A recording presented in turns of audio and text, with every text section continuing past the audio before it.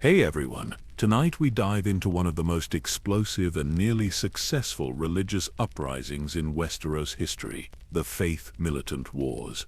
A time when humble septons and poor brothers took up blessed swords and came dangerously close to toppling the mighty Targaryen dynasty. When the bells of the great sept rang not for prayer but for war, when the seven-pointed star became a battle banner that struck fear into the hearts of kings.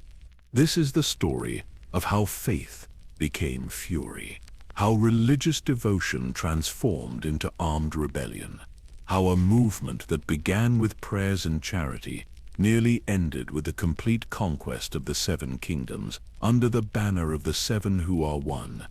So before we begin this incredible journey, take a moment to like the video and subscribe, but only if you genuinely enjoy the stories I tell here. Drop a comment and let me know where you're tuning in from and what time it is for you. It's always amazing to see our community spanning across the globe, all united by our love for these deep historical tales.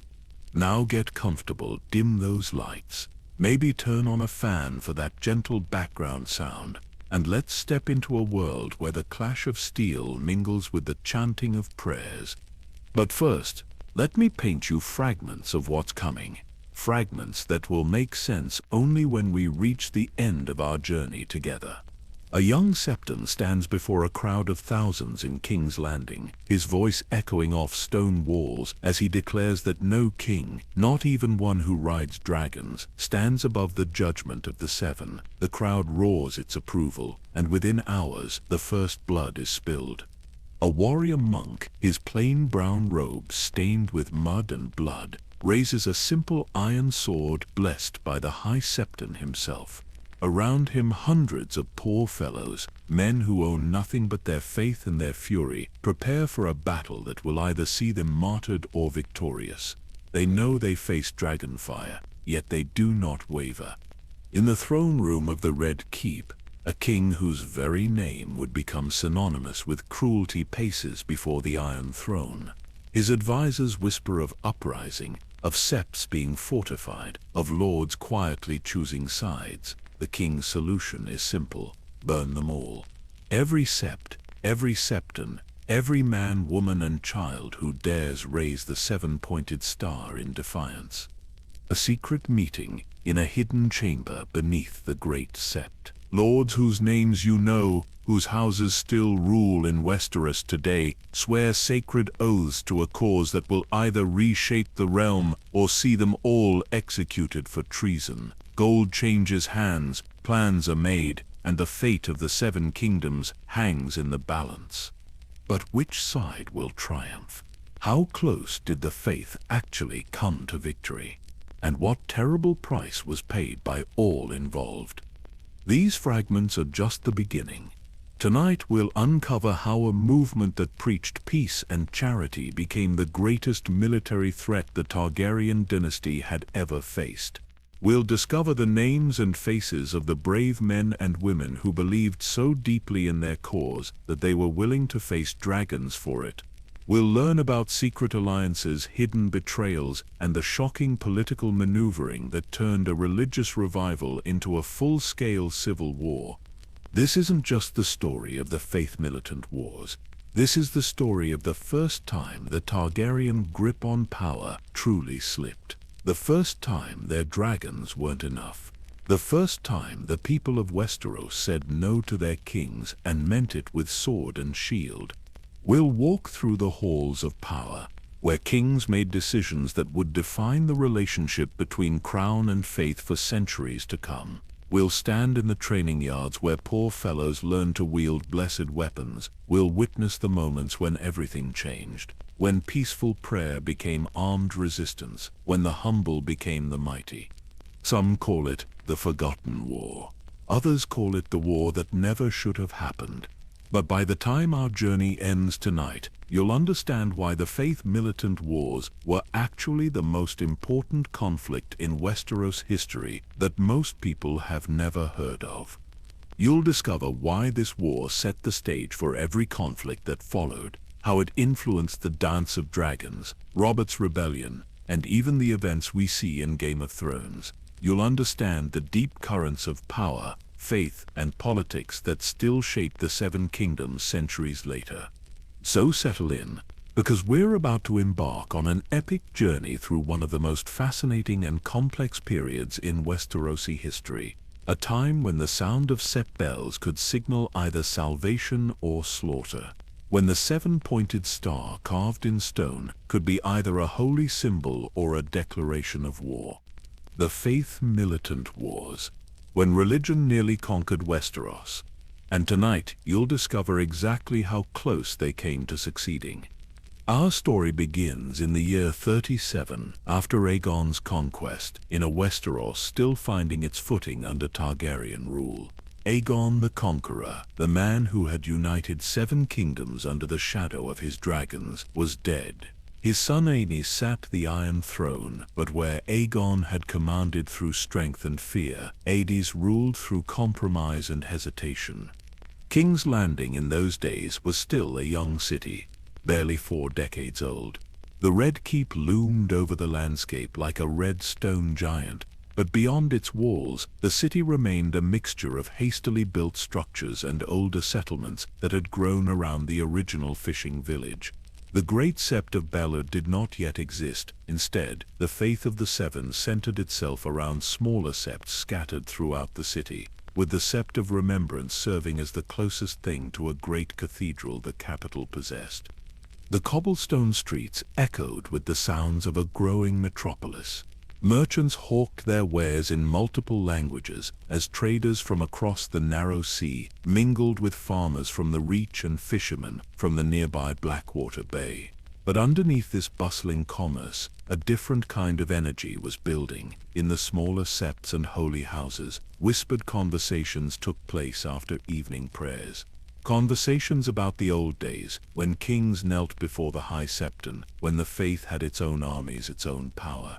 The Sept of Remembrance stood at the heart of the religious district, its 7-sided structure rising toward the sky like a prayer carved in stone.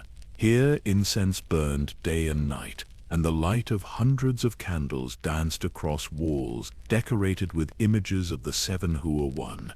The father's stern justice, the mother's gentle mercy, the warrior's righteous strength, the maiden's pure innocence, the smith's honest labor, the crone's ancient wisdom, and the stranger's final judgment. Each aspect represented not just divine attributes, but earthly ideals that the faith believed should guide all aspects of life, including governance. It was in this sacred space that our story's central figure held court, though he would never use such a worldly term.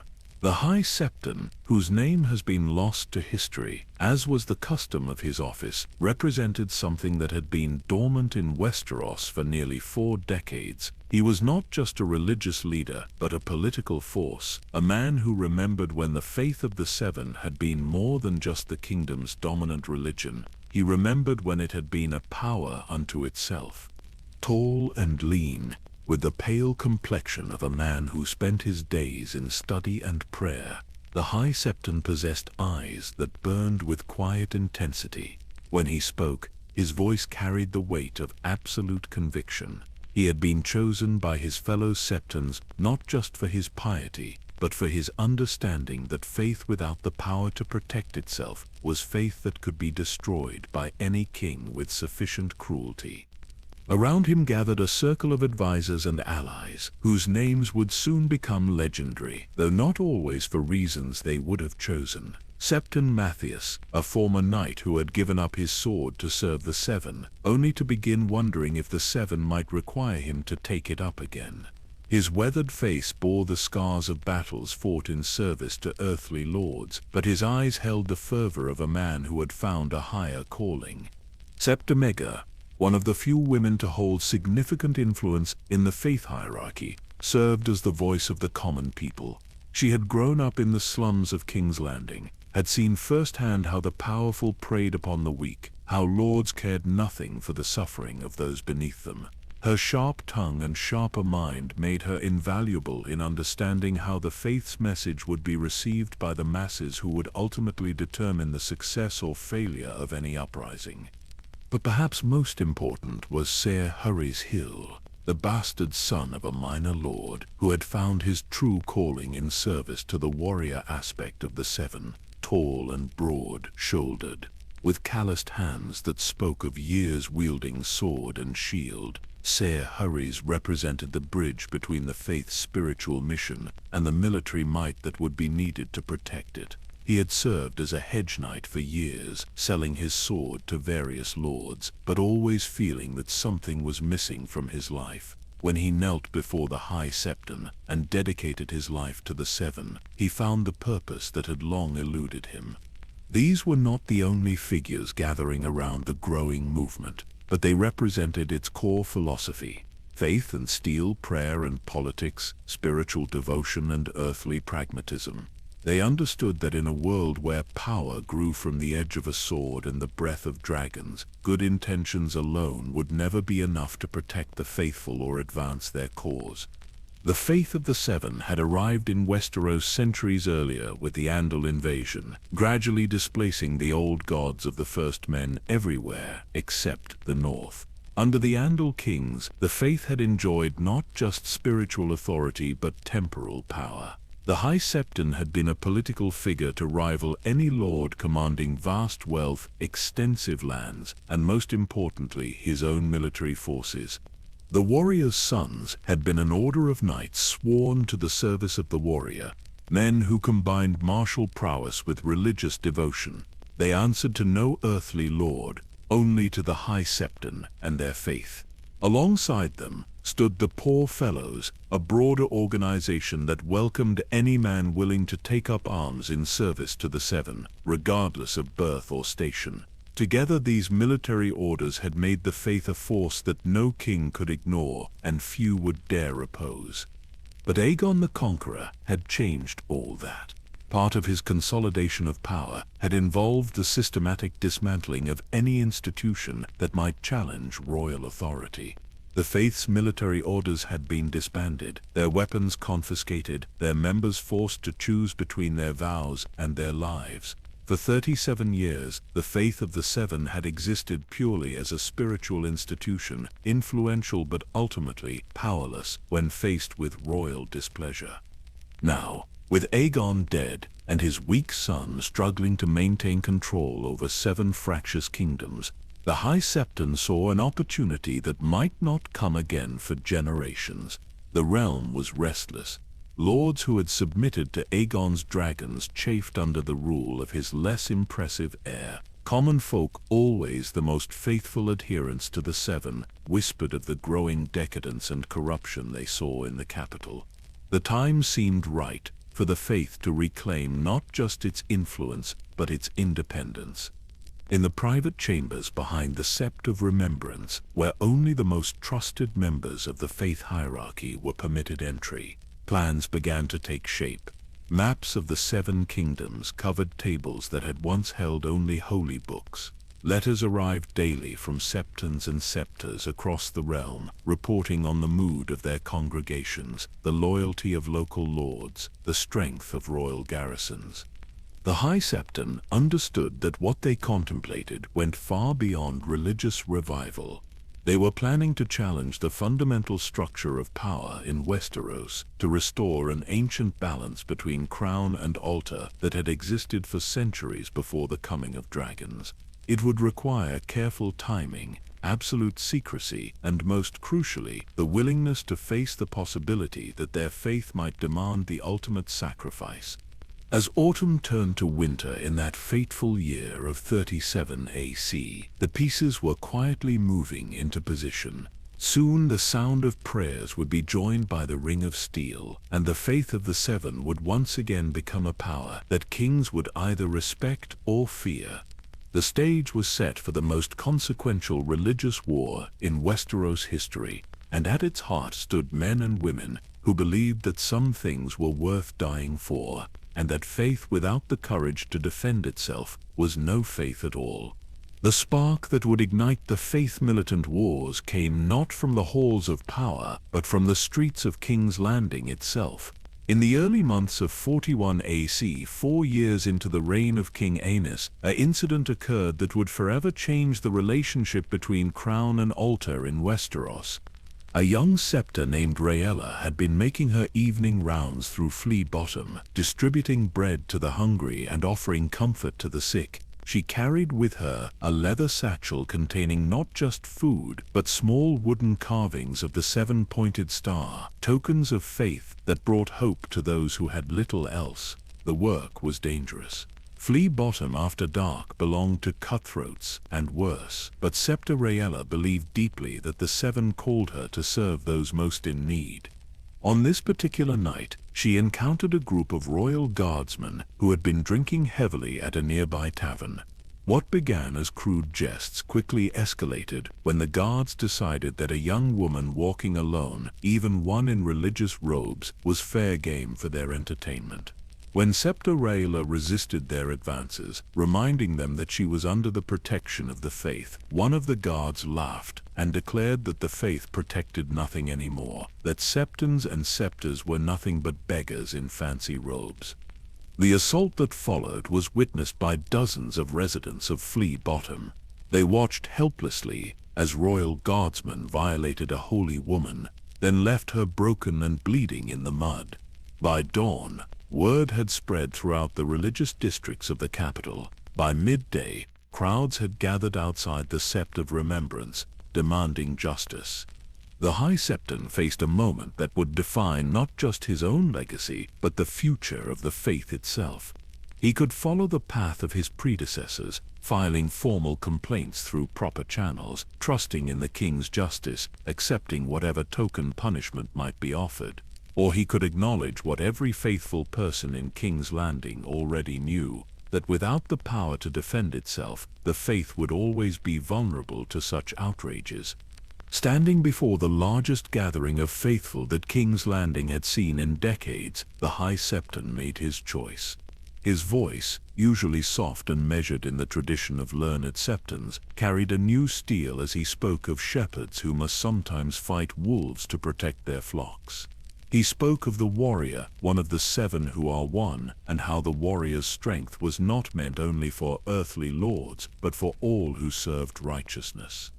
But it was the artifacts he revealed that truly captured the crowd's imagination. From the deepest vaults beneath the Sept of Remembrance, the High Septon brought forth relics that had been hidden since Aegon's conquest. Ancient swords blessed by High Septons of old, their blades inscribed with passages from the seven-pointed star, suits of simple but well-crafted armor, bearing the symbols of the faith's military orders. Most significantly, he produced the original charter granted by King Hubert Arryn, the last Andal king to rule before Aegon's arrival, formally recognizing the right of the faith to maintain armed defenders. The crowd gasped as these sacred objects were displayed in the afternoon sunlight. Many had heard stories of the warriors' sons and poor fellows, but few had expected to see actual physical evidence of the faith's martial past. The swords seemed to gleam with inner light, though that may have been nothing more than the reflection of hundreds of candles and the tears in the eyes of the faithful. Sephoris Hill stepped forward then, his own sword already blessed by the High Septon in a private ceremony days earlier. In a voice that carried across the packed square, he recited the ancient oath of the warriors' sons. I am the sword in the darkness.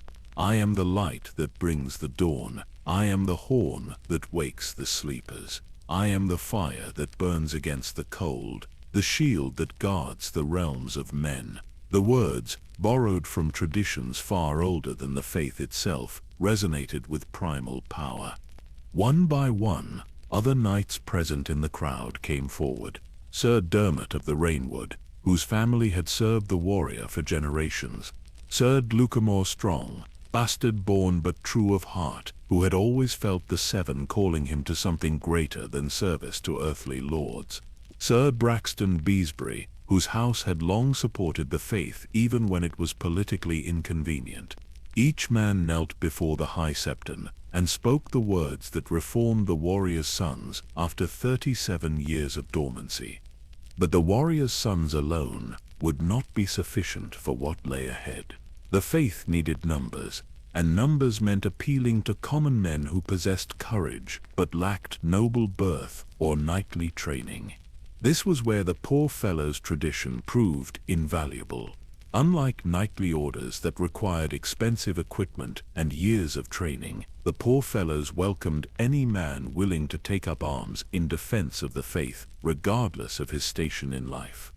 Septon Matthias, whose own military experience made him invaluable in organizing the faith's martial revival, stepped forward to address those who could not afford horse and armor, but possessed willing hearts. His words were simple but powerful. The Seven, he declared, judged men not by their wealth or birth, but by their actions and their faith.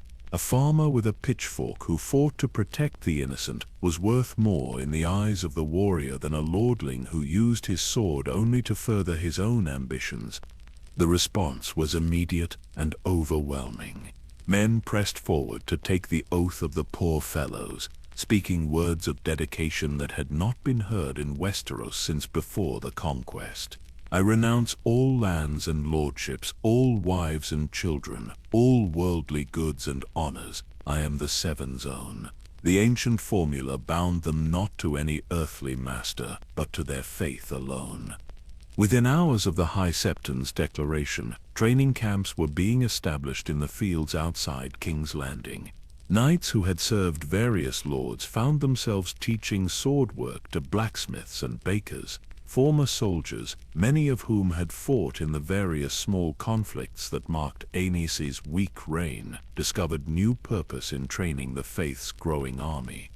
But perhaps most importantly, messages began flowing out from the capital to every corner of the Seven Kingdoms. The faith was calling its children home. For the first time since the conquest, the faithful had a banner they could rally to, a cause that transcended the petty politics of lordly houses and royal succession disputes. The decision to rearm the faith was not made lightly or in haste. The High Septon understood perfectly well the magnitude of what he was undertaking. Kings had tolerated the faith's influence as long as it remained purely spiritual, but no monarch could ignore the reformation of military orders that answered to religious rather than secular authority. War was now inevitable. Yet as reports arrived from across the realm, telling of sept after sept declaring support for the Faith Militant, as knights abandoned their earthly oaths to serve the Seven instead, as common folk began to see in the faith not just spiritual comfort, but earthly hope, the High Septon knew that the moment had arrived when retreat was no longer possible. The faith of the Seven was about to test whether divine will could triumph over dragons. The greatest religious war in Westeros history was beginning. King Aenys received word of the faith's rearmament while holding court in the throne room of the Red Keep. The messenger, a nervous young courtier, who had witnessed the gathering at the Sept of Remembrance, stammered through his report while the king's face grew progressively paler. When the full scope of what had transpired became clear, Aenys rose from the Iron Throne with such sudden violence that he cut his hand on one of its infamous edges, a detail that many would later see as an omen. The king's initial response revealed everything about his character and the fundamental weakness that had plagued his reign from its very beginning. Rather than decisive action, Aenys chose negotiation. Rather than crushing the Faith Militant in its cradle, he sent envoys seeking compromise. The royal message delivered to the High Septon was conciliatory in tone, expressing the king's understanding of the faith's concerns while gently reminding them that armed religious orders had been disbanded by his father for the good of the realm. The High Septon's response was masterful in its apparent humility and underlying steel. He acknowledged the king's authority in all temporal matters, expressed gratitude for the crown's traditional protection of the faith, and then politely but firmly explained that the Seven themselves had called their faithful to take up arms in defense of righteousness. How could mortal kings command what the gods had ordained? This exchange established the fundamental dynamic that would define the early stages of the Faith Militant Wars. King Aenys, desperate to avoid confrontation, convinced himself that accommodation was possible. The faith leadership, meanwhile, used the king's weakness to rapidly expand their organization while maintaining a facade of loyal opposition. Across the Seven Kingdoms, the faith's call resonated in ways that caught even their own leadership by surprise.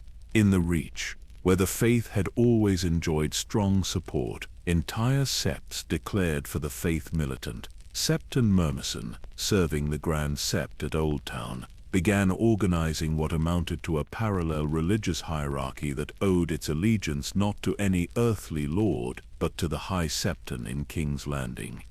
The response in the Vale was particularly significant, given that region's history as the last stronghold of Andal tradition. Lady Jenny Arryn, ruling in her own right as the Maiden of the Vale, found herself facing a delicate political situation. Many of her most important bannermen had strong ties to the faith, and openly opposing the Faith Militant risked internal rebellion. Yet supporting them meant defying the crown to which House Arryn had sworn fealty after Aegon's conquest. Her solution demonstrated the political sophistication that would characterize much of the nobility's response to the Faith Militant uprising. Publicly, Lady Jane reaffirmed her loyalty to King Aenys and expressed concern about armed religious orders. Privately, she made it clear to her bannermen that she would not actively oppose any knight who chose to join the warrior's sons, provided such service did not directly threaten the Vale's stability. This pattern repeated itself throughout Westeros, as noble houses found themselves caught between competing loyalties. Lord Tyrell in the Reach, Lord Tully in the Riverlands, even Lord Stark in the distant north, received reports of the Faith Militant's activities and had to decide how to respond. Most chose a wait-and-see approach, unwilling to openly defy either crown or faith until the ultimate victor became clear. The faith leadership understood perfectly that their success depended not just on military strength, but on political legitimacy. Septa Mega proved invaluable in crafting the movement's public message, ensuring that every pronouncement emphasized the faith's role as protector of the innocent rather than challenger to royal authority. The Faith Militant, she insisted in sermons that spread throughout the kingdom, existed not to overthrow kings, but to ensure that all authority, royal included, remained accountable to divine justice. Meanwhile, Sir Harry's Hill focused on the practical challenges of transforming religious enthusiasm into military effectiveness. The warrior's sons required intensive training to function as a cohesive fighting force. Many knights who joined the order had served different lords with different tactical preferences and fighting styles. Creating unity of command and purpose required months of preparation that the faith could ill afford given the king's growing suspicion. The poor fellows presented different challenges entirely. Their numbers grew daily as common men throughout the kingdom answered the faith's call, but enthusiasm alone could not substitute for military training. Former soldiers among their ranks became unofficial sergeants, teaching basic weapon skills to farmers and craftsmen who had never held anything more martial than work tools. What emerged was unlike any military force Westeros had seen since the conquest. The warriors' sons provided a core of heavy cavalry and experienced leadership, while the poor fellows formed a vast infantry force motivated by religious fervor rather than feudal obligation. Their equipment was modest but serviceable, their training basic but earnest, their dedication absolute. The faith's organizational structure adapted rapidly to these new realities. Septons, who had spent their lives in study and prayer, found themselves coordinating supply lines and communication networks. Septons, who had dedicated themselves to caring for the poor, became responsible for treating wounded fighters and maintaining morale. The entire institution transformed itself from a purely spiritual organization into something that combined religious mission with military capability. By the end of 41 AC, reports reaching the Red Keep estimated that the Faith Militant commanded over 7,000 sworn members, with thousands more supporters providing supplies, information, and shelter. These numbers may have been exaggerated by nervous observers, but even conservative estimates suggested that the Faith had succeeded in creating the largest independent military force in Westeros since the conquest. King Aenys's response to these developments continued to be characterized by indecision and misplaced optimism. He issued proclamations calling for peaceful resolution, while simultaneously beginning to mobilize royal forces. He sent ravens to his bannermen requesting assurance of their loyalty, while privately negotiating with Faith representatives about possible compromises. Most critically, he delayed taking decisive action during the crucial months when the Faith Militant was still vulnerable to a concentrated royal response. The Faith leadership recognized that their window of opportunity was narrowing.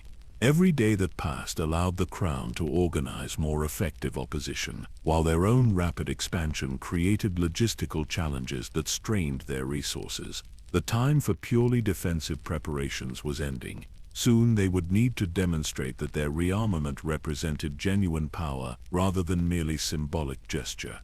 The decision to transition from passive organization to active confrontation came in early 42 AC, when reports reached King's Landing that Faith Militant forces had begun occupying fortified septs throughout the kingdom and refusing entry to royal inspectors.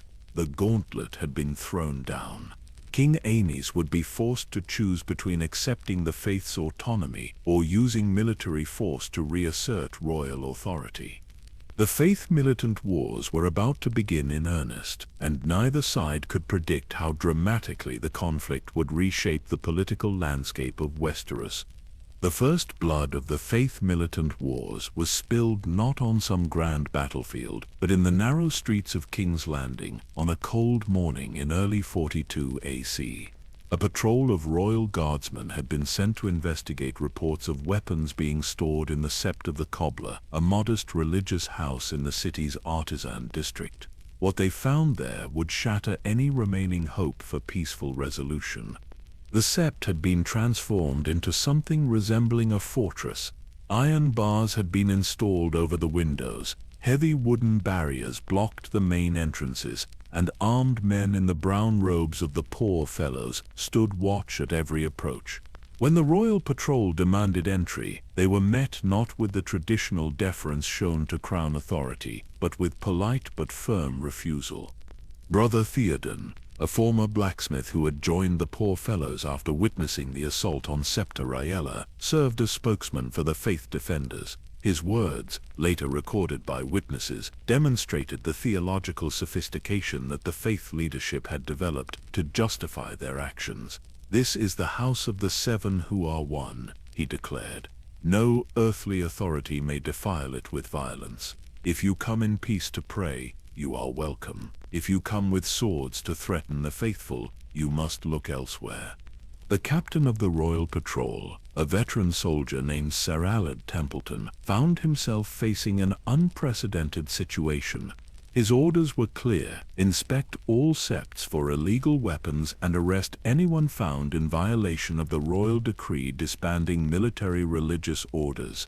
But the men facing him were not common criminals or political rebels. They were religious believers who genuinely considered themselves servants of divine authority, and their absolute conviction made them far more dangerous than any ordinary opponent. When Ser Salad attempted to force entry, the Faith defenders responded with unexpected tactical sophistication. Rather than meeting his men head-on, they retreated deeper into the sept, while simultaneously signaling other poor fellows positioned throughout the neighborhood. Within minutes, the Royal Patrol found itself surrounded by dozens of Faith Militant fighters emerging from shops, homes, and side streets. The battle that followed was brief but decisive. The Royal Guardsmen, trained for ceremonial duties, and the occasional tavern brawl, were unprepared for opponents who fought with religious fervor and surprising coordination. Brother Theodan himself struck down Ser Aled with a smith's hammer blessed by the High Septon, while other poor fellows systematically overwhelmed the remaining guards, using weapons that ranged from repurposed farm tools to genuine military arms. News of the confrontation spread through King's Landing faster than wildfire. By noon, crowds had gathered outside the Red Keep demanding explanations. Some called for the immediate arrest of the Faith leadership, while others praised the poor fellows for defending holy ground against royal aggression. The city seemed poised on the edge of general uprising, with different neighborhoods declaring support for either crown or faith. King Aenys's response revealed the fundamental weakness that would plague royal efforts throughout the conflict. Rather than decisive action to restore order, he called for investigations, negotiations, and compromise. The king seemed genuinely unable to comprehend that the Faith leadership had moved beyond the possibility of peaceful accommodation. They were no longer petitioning for royal favor, but asserting independent authority based on divine mandate. The High Septon's reaction to the bloodshed demonstrated the careful political calculation underlying the Faith's apparent religious extremism. Rather than celebrating the victory or calling for further violence, he proclaimed a day of prayer and fasting for all who had died, including the royal guardsmen. The Faith, he declared, sought not war but justice, not conquest but the right to exist free from persecution. This carefully crafted response served multiple purposes. It maintained the Faith's moral authority by emphasizing their defensive posture rather than aggressive intentions. It appealed to common people throughout the kingdom who might support religious freedom while opposing outright rebellion. Most importantly, it forced the crown to appear as the aggressor in any future confrontations, since the Faith could claim to be responding to royal attacks rather than initiating conflict. The political ramifications of the Sept of the Cobbler incident extended far beyond King's Landing. Throughout Westeros, local lords received reports of the confrontation and began reassessing their own positions. The Faith had demonstrated that it possessed not just organization and numbers, but the willingness to use violence when pressed. This was no longer a movement that could be ignored or dismissed. In Old Town, Septon Murmison used news of the incident to accelerate his own organizational efforts. The ancient city, home to the Citadel, and the most important sept outside the capital, became a secondary center of Faith Militant activity. Local lords found themselves facing increasing pressure to choose sides as septons throughout the Reach began declaring independence from secular oversight. The response in the Westerlands proved particularly significant, given that region's wealth and political influence. Lord Lyman Lannister, mindful of his house's traditional pragmatism, initially attempted to maintain neutrality while quietly assessing which side seemed likely to prevail. But when Faith Militant forces began operating openly in the Lannister lands, gathering recruits and establishing fortified positions, neutrality became impossible. The Riverlands presented an even more complex situation. The region's central location made it inevitable that any major conflict would be fought partially on its soil, while its history of divided loyalties during the conquest had left many houses uncertain about their obligations to the crown. Lord Tully found himself receiving contradictory reports from his bannermen, some of whom were quietly supporting the Faith, while others remained loyal to the king. Perhaps most surprisingly, the Faith's message found resonance even in the north, despite that region's continued adherence to the old gods. Northern houses had their own reasons for questioning Targaryen authority, and some saw the Faith Militant as a useful tool for asserting regional independence. Lord Stark maintained official loyalty to the crown, but several of his bannermen began providing discreet support to Faith activities in their territories. The Faith leadership recognized that their early success created new challenges as well as opportunities. The movement's rapid expansion had attracted not just genuine believers, but also political opportunists seeking to use religious rhetoric for personal advancement. Maintaining ideological purity while managing practical necessities required constant vigilance and increasingly sophisticated organizational structures. Septa Mega proved particularly effective at addressing these challenges through a network of female religious who served as both spiritual guides and intelligence gatherers. The septors could move through different social circles more easily than their male counterparts, allowing them to identify potential threats and opportunities that might otherwise remain hidden. Their reports provided the faith leadership with detailed knowledge of political developments throughout the kingdom. Meanwhile, Ser Hurry's Hill focused on transforming the faith's numerical advantage into genuine military capability.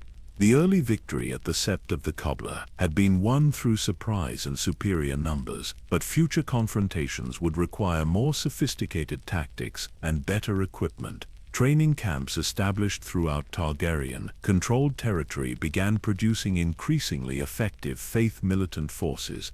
The weapons used by these forces deserves particular attention because it reveals the faith's understanding of both practical and psychological warfare. Rather than relying solely on conventional arms, the Faith Militant emphasized weapons blessed through religious ceremonies and inscribed with passages from the seven-pointed star. A sword or spear, blessed by a septon, carried psychological weight that went beyond its military effectiveness, inspiring faith fighters while potentially demoralizing opponents. By the summer of 42 AC, Royal Intelligence estimated that Faith Militant forces numbered over 10,000 active fighters, with perhaps twice that many supporters providing various forms of assistance. These numbers represented the largest independent military organization in Westeros since the conquest, and their continued growth showed no signs of slowing. King Aenys faced a crisis that threatened not just his own reign, but the entire foundation of Targaryen rule. The faith had successfully challenged the crown's monopoly on legitimate violence, demonstrating that dragon fire alone was not sufficient to maintain royal authority. The king's next decisions would determine whether the conflict could still be contained or whether Westeros was heading toward full-scale civil war. The Faith Militant had crossed the Rubicon. There could be no retreat, no return to the purely spiritual role that had defined the faith since the conquest. They had tasted power and found it necessary for their survival. The real war was about to begin. The death of King Aenys in 42 AC seemed to offer a solution to the Faith Militant crisis that had been tearing Westeros apart for over a year. The weak king had died of what court meisters diplomatically termed a sudden illness, though many suspected that the stress of the ongoing religious uprising had simply overwhelmed a man never suited for the burdens of rule. His death presented an opportunity for a fresh start, a chance to resolve the conflict through decisive leadership rather than Aenys's characteristic indecision. The succession itself followed Targaryen custom, passing not to Aenys's young son Aegon, but to his brother Maegor, a man whose reputation for ruthlessness had earned him the epithet that would define his reign. Maegor the Cruel was everything his brother had not been. Where Aenys had sought compromise, Maegor demanded submission. Where Aenys had feared confrontation, Maegor actively sought it. The faith leadership watched the new king's coronation with a mixture of apprehension and anticipation, uncertain whether his ascension represented opportunity or catastrophe. Initial reactions throughout the kingdom suggested that Maegor's coronation might indeed provide the resolution that had eluded his predecessor. Lords who had remained carefully neutral during the Faith Militant uprising began declaring renewed loyalty to the crown, sensing that the new king would reward decisive support and punish continued hesitation. Even some within the faith hierarchy wondered whether accommodation might be possible with a monarch strong enough to negotiate from a position of confidence rather than weakness. The High Septon himself seemed momentarily caught off guard by this shift in political dynamics. The faith's entire strategy had been built around exploiting Aenys's weakness and the resulting power vacuum that had allowed religious authority to expand into areas traditionally reserved for secular rule. A strong king presented different challenges and potentially different opportunities, requiring careful recalculation of the faith's position. Maegor's first official acts as king appeared to confirm hopes for peaceful resolution. Rather than immediately declaring war on the Faith Militant, he issued proclamations calling for dialogue and reconciliation. His initial statements acknowledged the faith's important role in maintaining moral authority throughout the realm, while gently suggesting that armed religious orders created unnecessary complications for effective governance. The new king's approach seemed almost statesmanlike compared to his brother's fumbling attempts at crisis management.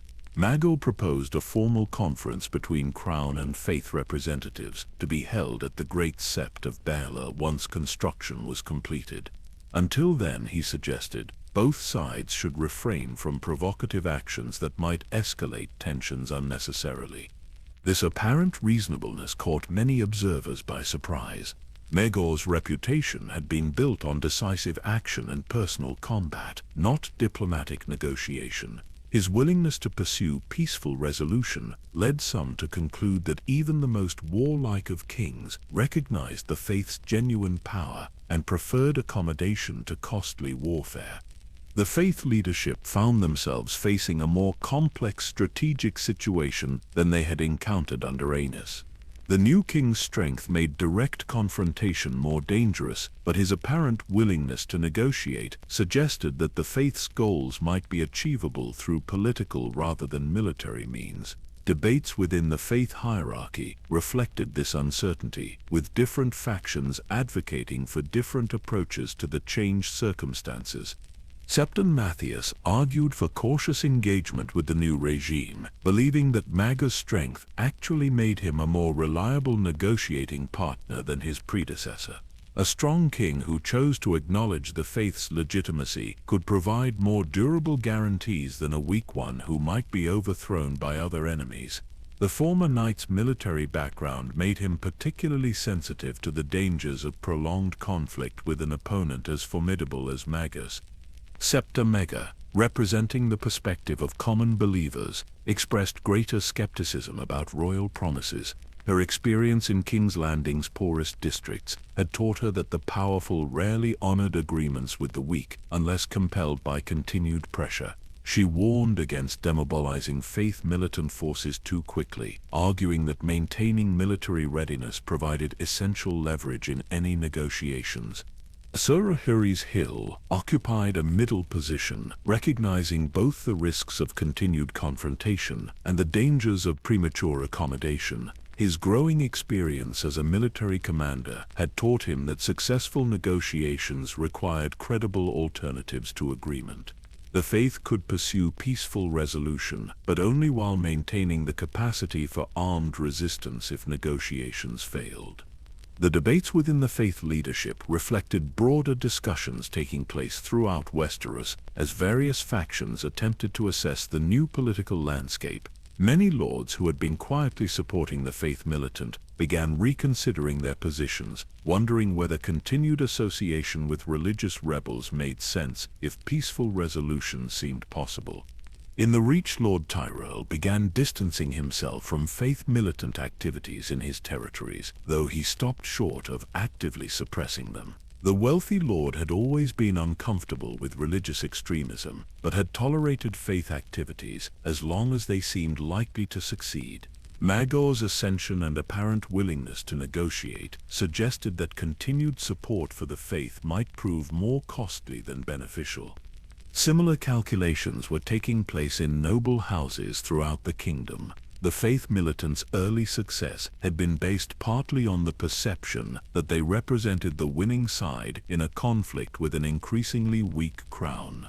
A strong king who offered reasonable terms might attract support away from the religious rebels, gradually isolating the faith leadership and making their position untenable. The High Septon found himself under increasing pressure from multiple directions. Moderate voices within the faith urged him to accept Madagor's overtures and negotiate a settlement that would preserve the faith's essential interests while avoiding the catastrophic destruction that open warfare with dragons might bring. More militant factions insisted that any compromise would represent betrayal of the faithful who had already sacrificed so much for the cause. External pressures were equally intense. Messages arrived daily from lords throughout the kingdom, some offering continued support for the faith, while others suggested that accommodation with the new king might serve everyone's interests. The political landscape was shifting rapidly, and the faith leadership struggled to adapt their strategy to changing circumstances. The false hope of this period extended beyond purely political considerations. Many sincere believers within the Faith Militant genuinely wanted to avoid further bloodshed, convinced that their cause was just but uncertain whether violence truly served the Seven's purposes. The possibility of achieving their goals through negotiation, rather than warfare, appealed to consciences that had been troubled by the necessity of taking up arms. Reports from Faith Militant commanders throughout the kingdom reflected this uncertainty. Training continued, and recruitment proceeded, but with less urgency than during the early phases of the uprising. Some units stood down from full readiness, while others maintained their preparations for conflict. The movement's military effectiveness began to suffer from unclear strategic direction and divided leadership. By autumn of 42 AC, many observers concluded that the Faith Militant crisis was essentially resolved.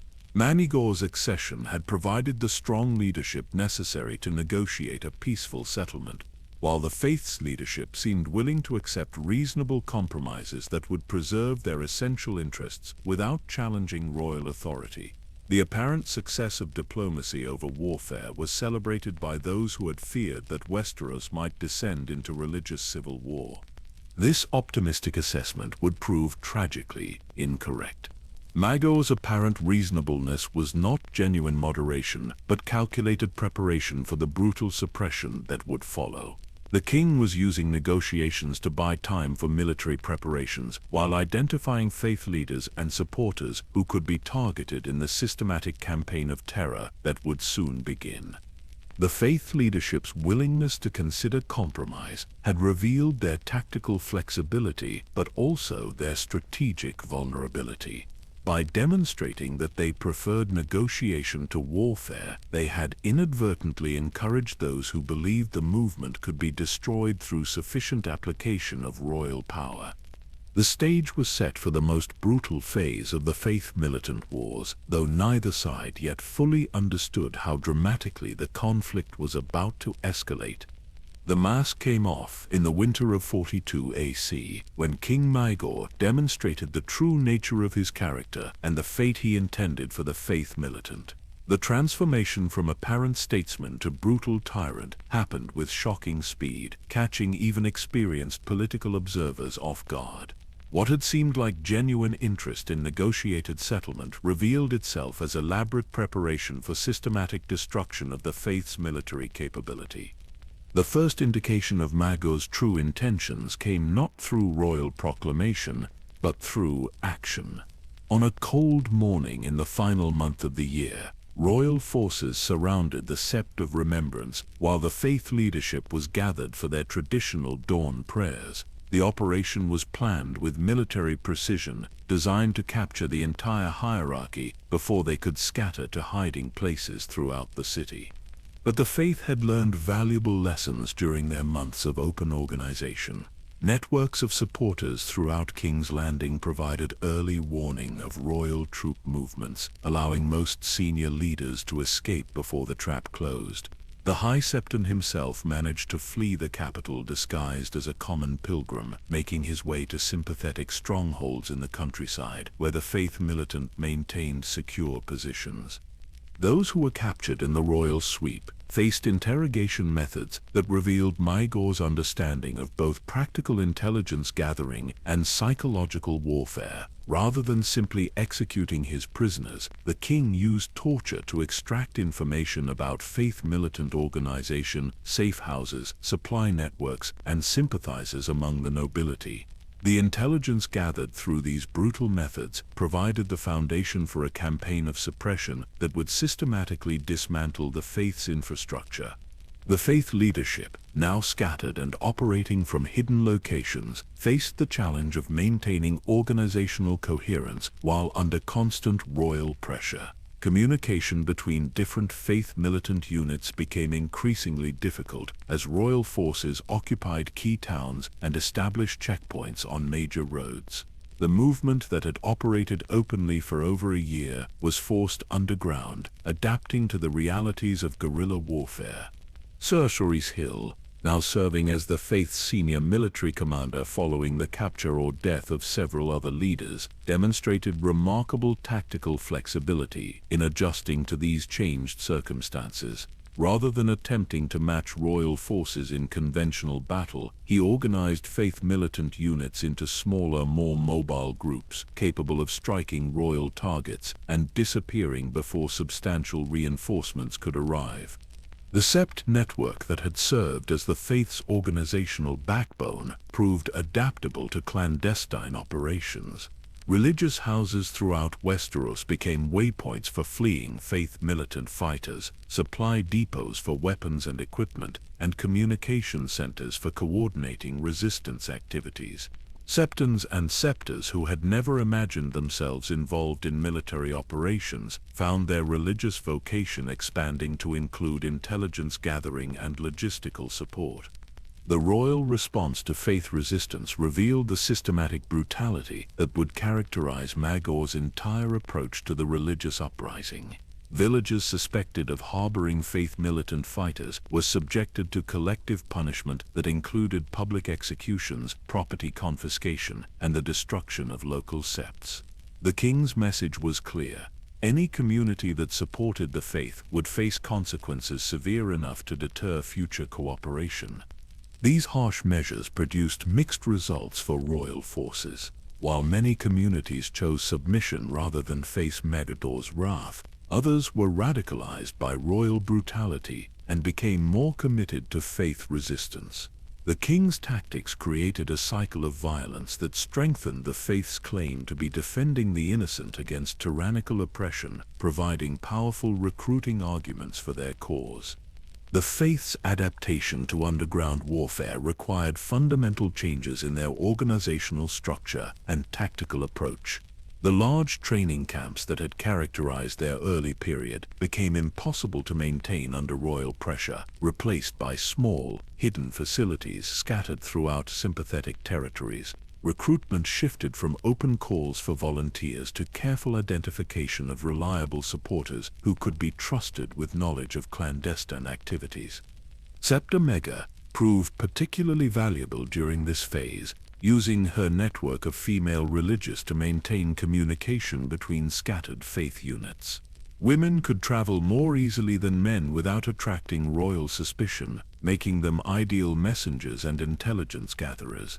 The Septa Sisterhood became the faith's nervous system, carrying information and coordinating activities across vast distances despite royal efforts at suppression.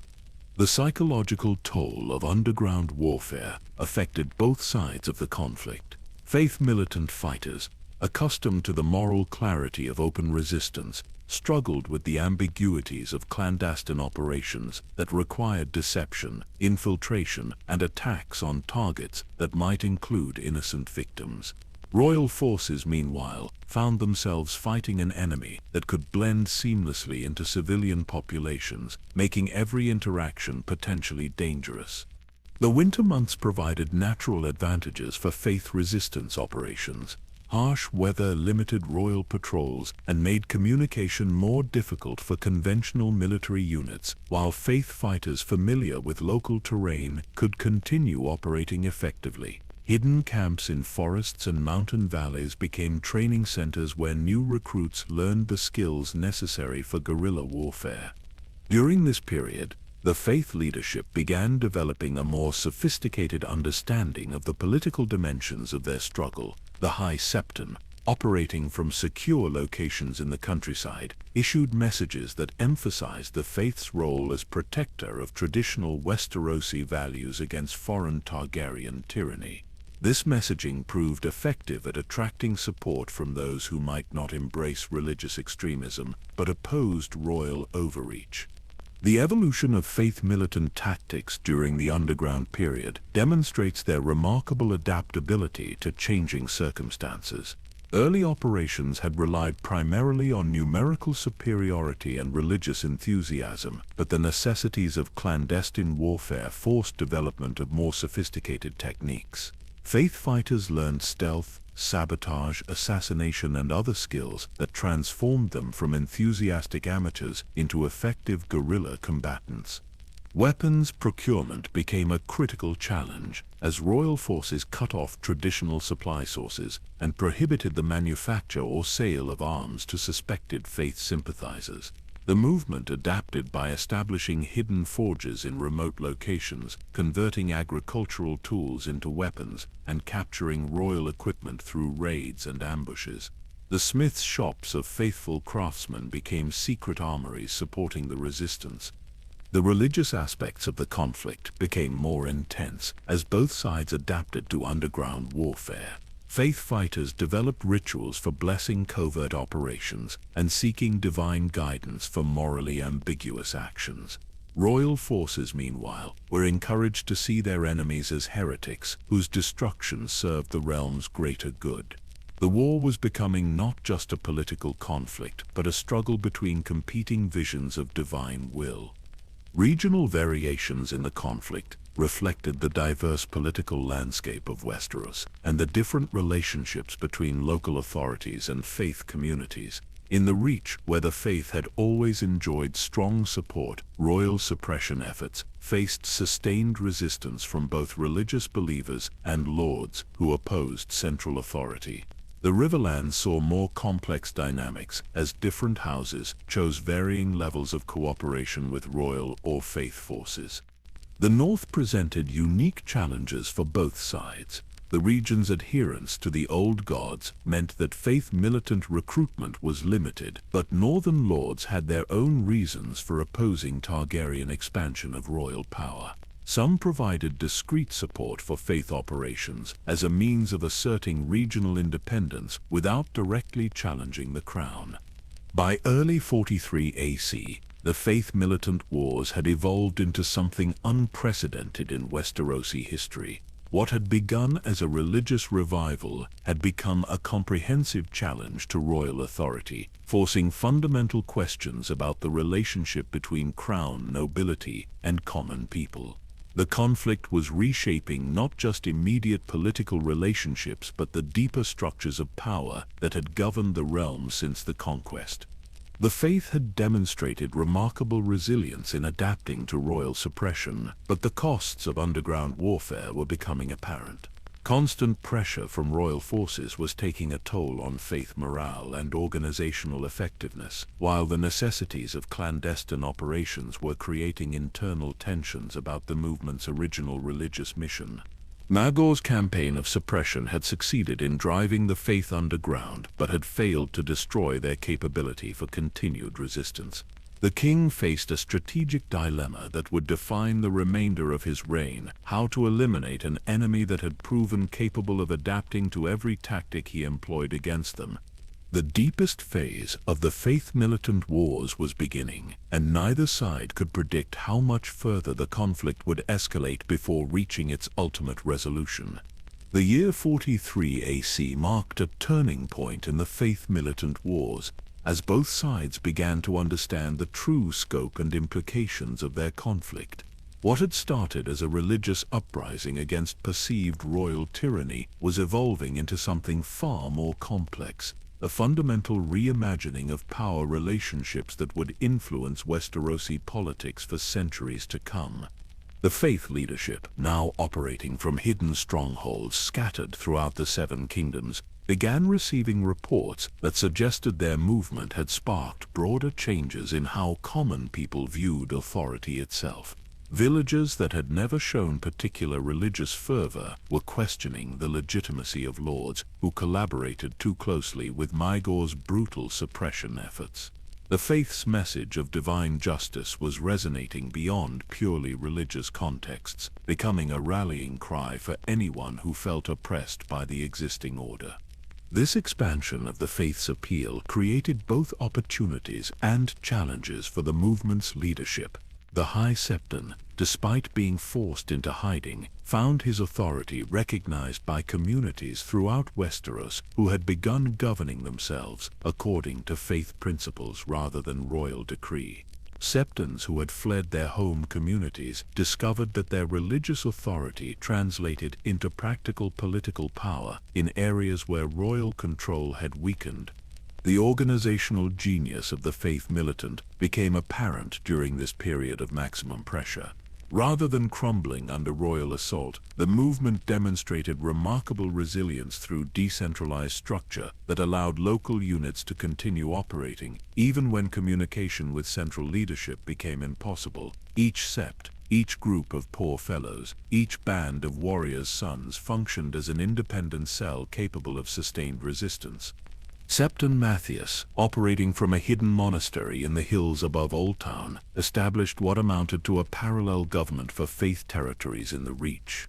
His military experience proved invaluable in coordinating defensive preparations, while his religious authority provided legitimacy for increasingly bold challenges to royal control. Under his leadership, faith forces began transitioning from guerrilla harassment to control of substantial territories. The royal response revealed both Maegor's tactical brilliance and his fundamental misunderstanding of the forces he was fighting. The king's military campaign succeeded in capturing key strongholds and eliminating individual faith leaders, but each victory seemed to generate new resistance rather than reducing the movement's overall strength. Royal brutality was creating martyrs whose deaths inspired additional recruits to the faith cause. Dragonfire, the ultimate weapon of Targaryen power, proved less decisive against faith resistance than against conventional enemies. The faith's decentralized structure meant that destroying any single target, no matter how important, could not cripple the entire movement. Moreover, the faith's emphasis on spiritual rather than material concerns made their fighters less vulnerable to the psychological impact of dragonfire than enemies motivated purely by worldly ambitions. The conflict's expansion beyond its original religious framework became evident in the types of people joining faith forces during this period. Alongside genuine believers motivated by spiritual concerns, the movement attracted political dissidents opposed to Targaryen rule, ambitious individuals seeking advancement through military service, and pragmatists who calculated that faith victory seemed increasingly likely. This diversity of motivations created internal tensions within the Faith Militant that their leadership struggled to manage. Sir Hurry's Hill found himself mediating between different factions whose understanding of the movement's goals ranged from pure religious devotion to practical political revolution. Maintaining unity of purpose while accommodating diverse perspectives required diplomatic skills that complemented his military expertise. The evolution of faith tactics during this period reflected their growing sophistication and the increasing complexity of their strategic situation. Early operations had focused primarily on defensive actions and symbolic demonstrations of faith power. Now faith forces were conducting offensive campaigns designed to capture territory, eliminate royal supporters, and establish independent governance in areas under their control. The siege of Stony Sept became emblematic of the faith's evolution from religious movement to territorial power. The ancient town, with its massive sept and strong walls, had declared for the faith early in the conflict, but remained under siege by royal forces for months. The faith's successful defense of the town demonstrated their capability for sustained military operations while providing a powerful symbol of religious resistance. During the siege, faith defenders developed innovative tactics that combined religious ceremony with military necessity. Daily prayers became opportunities for coordinate defensive activities, while religious processions served as cover for moving supplies and personnel. The integration of spiritual and military activities created a unique form of warfare that confused royal commanders accustomed to more conventional opponents. The psychological dimensions of the conflict became increasingly important as both sides sought to influence public opinion throughout Westeros. The faith's emphasis on moral authority and divine justice resonated with common people who had grown tired of the arbitrary violence that characterized Maegor's reign. Royal propaganda, meanwhile, portrayed faith fighters as dangerous fanatics whose victory would bring chaos and destruction to the realm. Septimega's role in shaping public perception proved crucial during this phase of the conflict. Her network of female religious had evolved into a sophisticated intelligence and propaganda operation that carried faith messages to every corner of Westeros while gathering information about royal activities and public sentiment. The sisterhood's work demonstrated that effective resistance required not just military capability, but comprehensive understanding of political dynamics. The conflict's impact on noble houses throughout Westeros became more pronounced as the war's duration made neutrality increasingly impossible.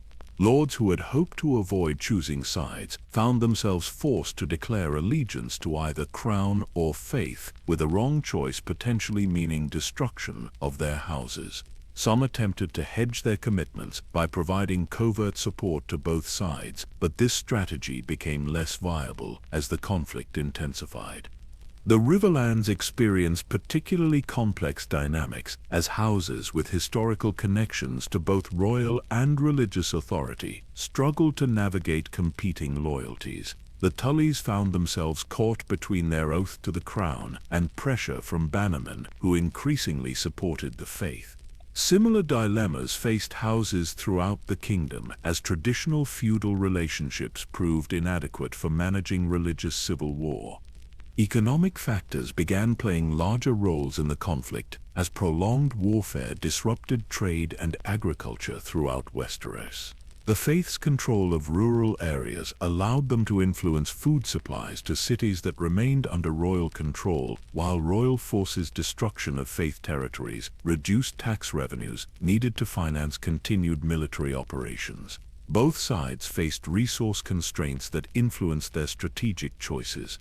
The faith's adaptation to economic warfare demonstrated their understanding of comprehensive resistance strategies. Rather than simply fighting royal forces directly, they began targeting the economic infrastructure that supported royal power.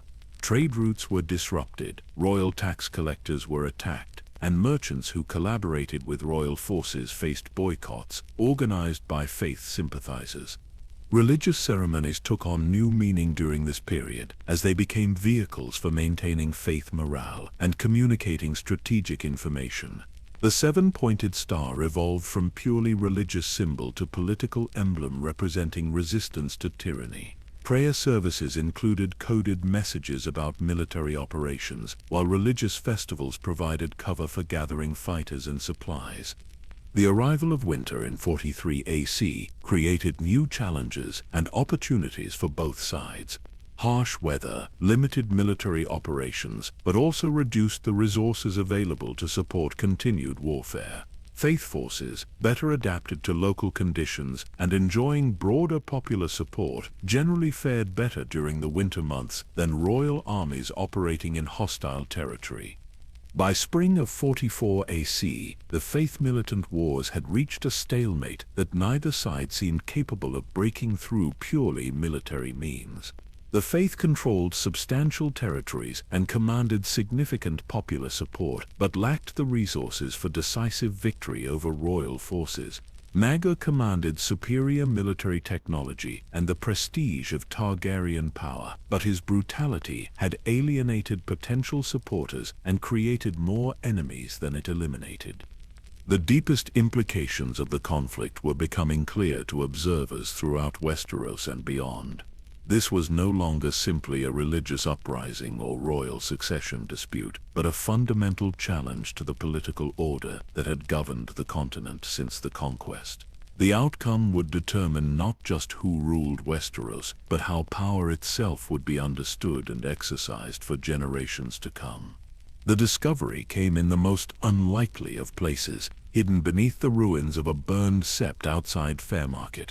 Faith Militants uncovered a cache of documents that would forever change their understanding of the conflict they had been fighting. Among the charred remains of what had once been the Septs library, Brother Donal, a former scribe who had joined the Poor Fellows after his monastery was destroyed by royal forces, found a collection of letters that revealed the true scope of the conspiracy they faced. These were not religious texts or theological treatises, but correspondence between high lords throughout the Seven Kingdoms and agents of King Magor. The letters, bearing seals from houses both great and small, detailed a coordinated campaign to use the Faith Militant uprising as justification for a comprehensive restructuring of power relationships throughout Westeros. What the faith leadership had understood as religious persecution was actually something far more calculated and far-reaching. Lord Royce of the Vale had written to the king, expressing gratitude for royal permission to settle old scores with neighboring houses under the guise of suppressing faith sympathizers. His letter mentioned specific lands that would change hands once their current owners were eliminated for supporting the religious rebellion. The cold pragmatism of the language revealed how noble houses were using the faith militant wars to advance territorial ambitions that had nothing to do with religious conviction. Even more damning was correspondence from Lord Lannister of Casterly Rock, whose public neutrality masked active collaboration with royal suppression efforts. His letters detailed arrangements for financing Magor's campaigns in exchange for trading privileges and mining rights in territories currently held by houses that supported the faith. The richest family in Westeros was treating the religious war as a business opportunity, calculating profit margins on the destruction of their neighbors. The most shocking revelation came in a letter from Lord Hightower of Old Town, whose house had traditionally been among the faith's strongest supporters. His correspondence with royal agents discussed plans for controlling the faith hierarchy after the current leadership was eliminated, ensuring that future high septons would serve royal rather than divine authority. The ancient house that had helped build the greatest sept in Westeros was apparently willing to sell the faith's independence for continued influence under Targaryen rule. Brother Donald carried these documents through dangerous territory to reach the faith leadership, understanding that their contents would reshape the entire conflict. When the High Septon read the letters in his hidden stronghold, the implications became immediately clear. The faith militant wars were not simply about religious freedom or royal authority, but about a fundamental reorganization of Westeros that would eliminate any institution capable of challenging centralized power. The revelation explained patterns that had puzzled faith commanders throughout the war. Why certain lords who professed sympathy for the faith had been slow to provide promised support. Why royal forces always seemed to know the location of supposedly secret faith strongholds. Why attempts at negotiation had consistently failed despite apparent royal interest in peaceful resolution. The faith had been fighting not just King Madrigal, but a coalition of interests that saw their destruction as profitable. Sir Torrey's Hill's reaction to these discoveries reflected the profound sense of betrayal that swept through faith ranks. The former hedge knight had dedicated his life to serving what he believed was a divine cause, only to learn that many of the nobles he had trusted were actively working for his destruction. His letters to other faith commanders during this period reveal a man grappling with the recognition that their struggle was more complex and more dangerous than any of them had imagined. The documents also revealed the extent to which the royal campaign against the faith had been planned and coordinated long before open hostilities began.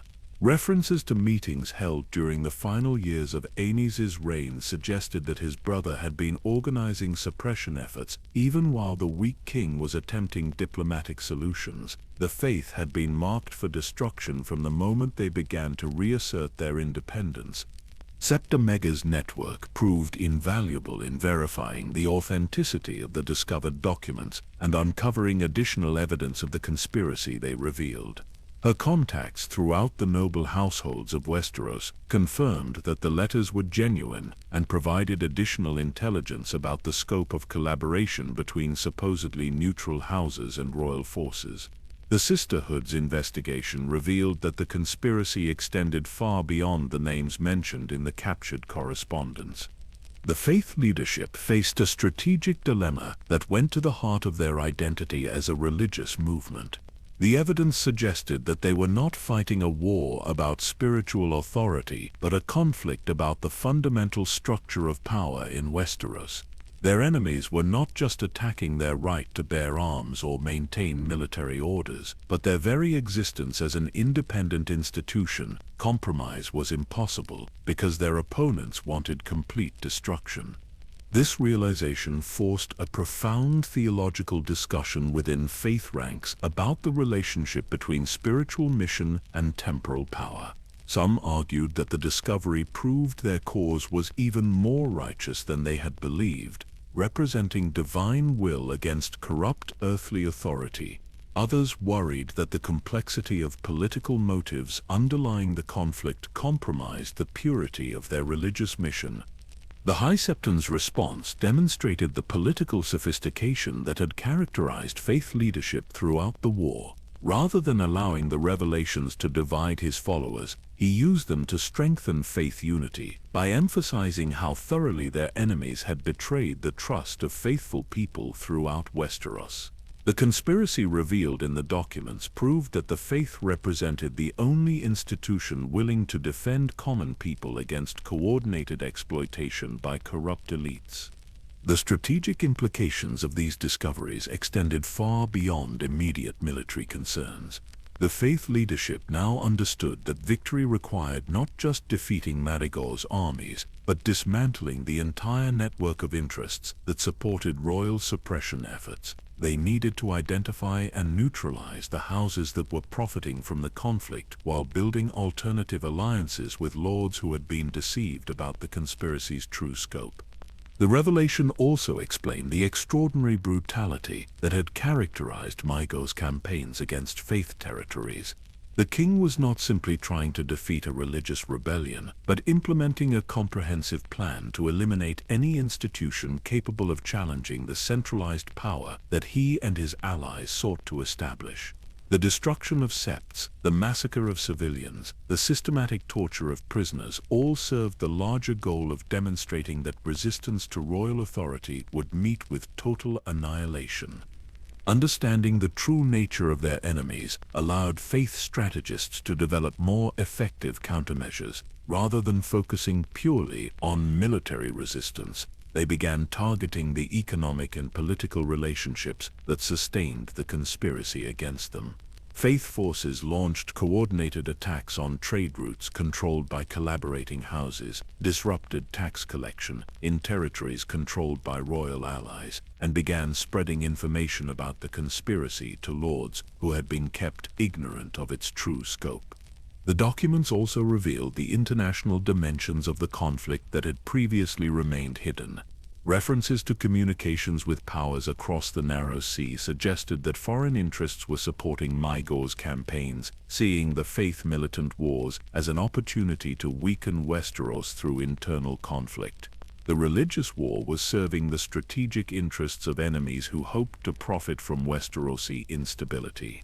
This international aspect of the conspiracy explained resources that royal forces had been able to deploy despite the economic disruption caused by prolonged warfare. Foreign gold was financing Madrigal's campaigns, while foreign weapons were equipping royal armies. The faith was not just fighting domestic enemies but external powers that saw their destruction as beneficial to broader strategic objectives.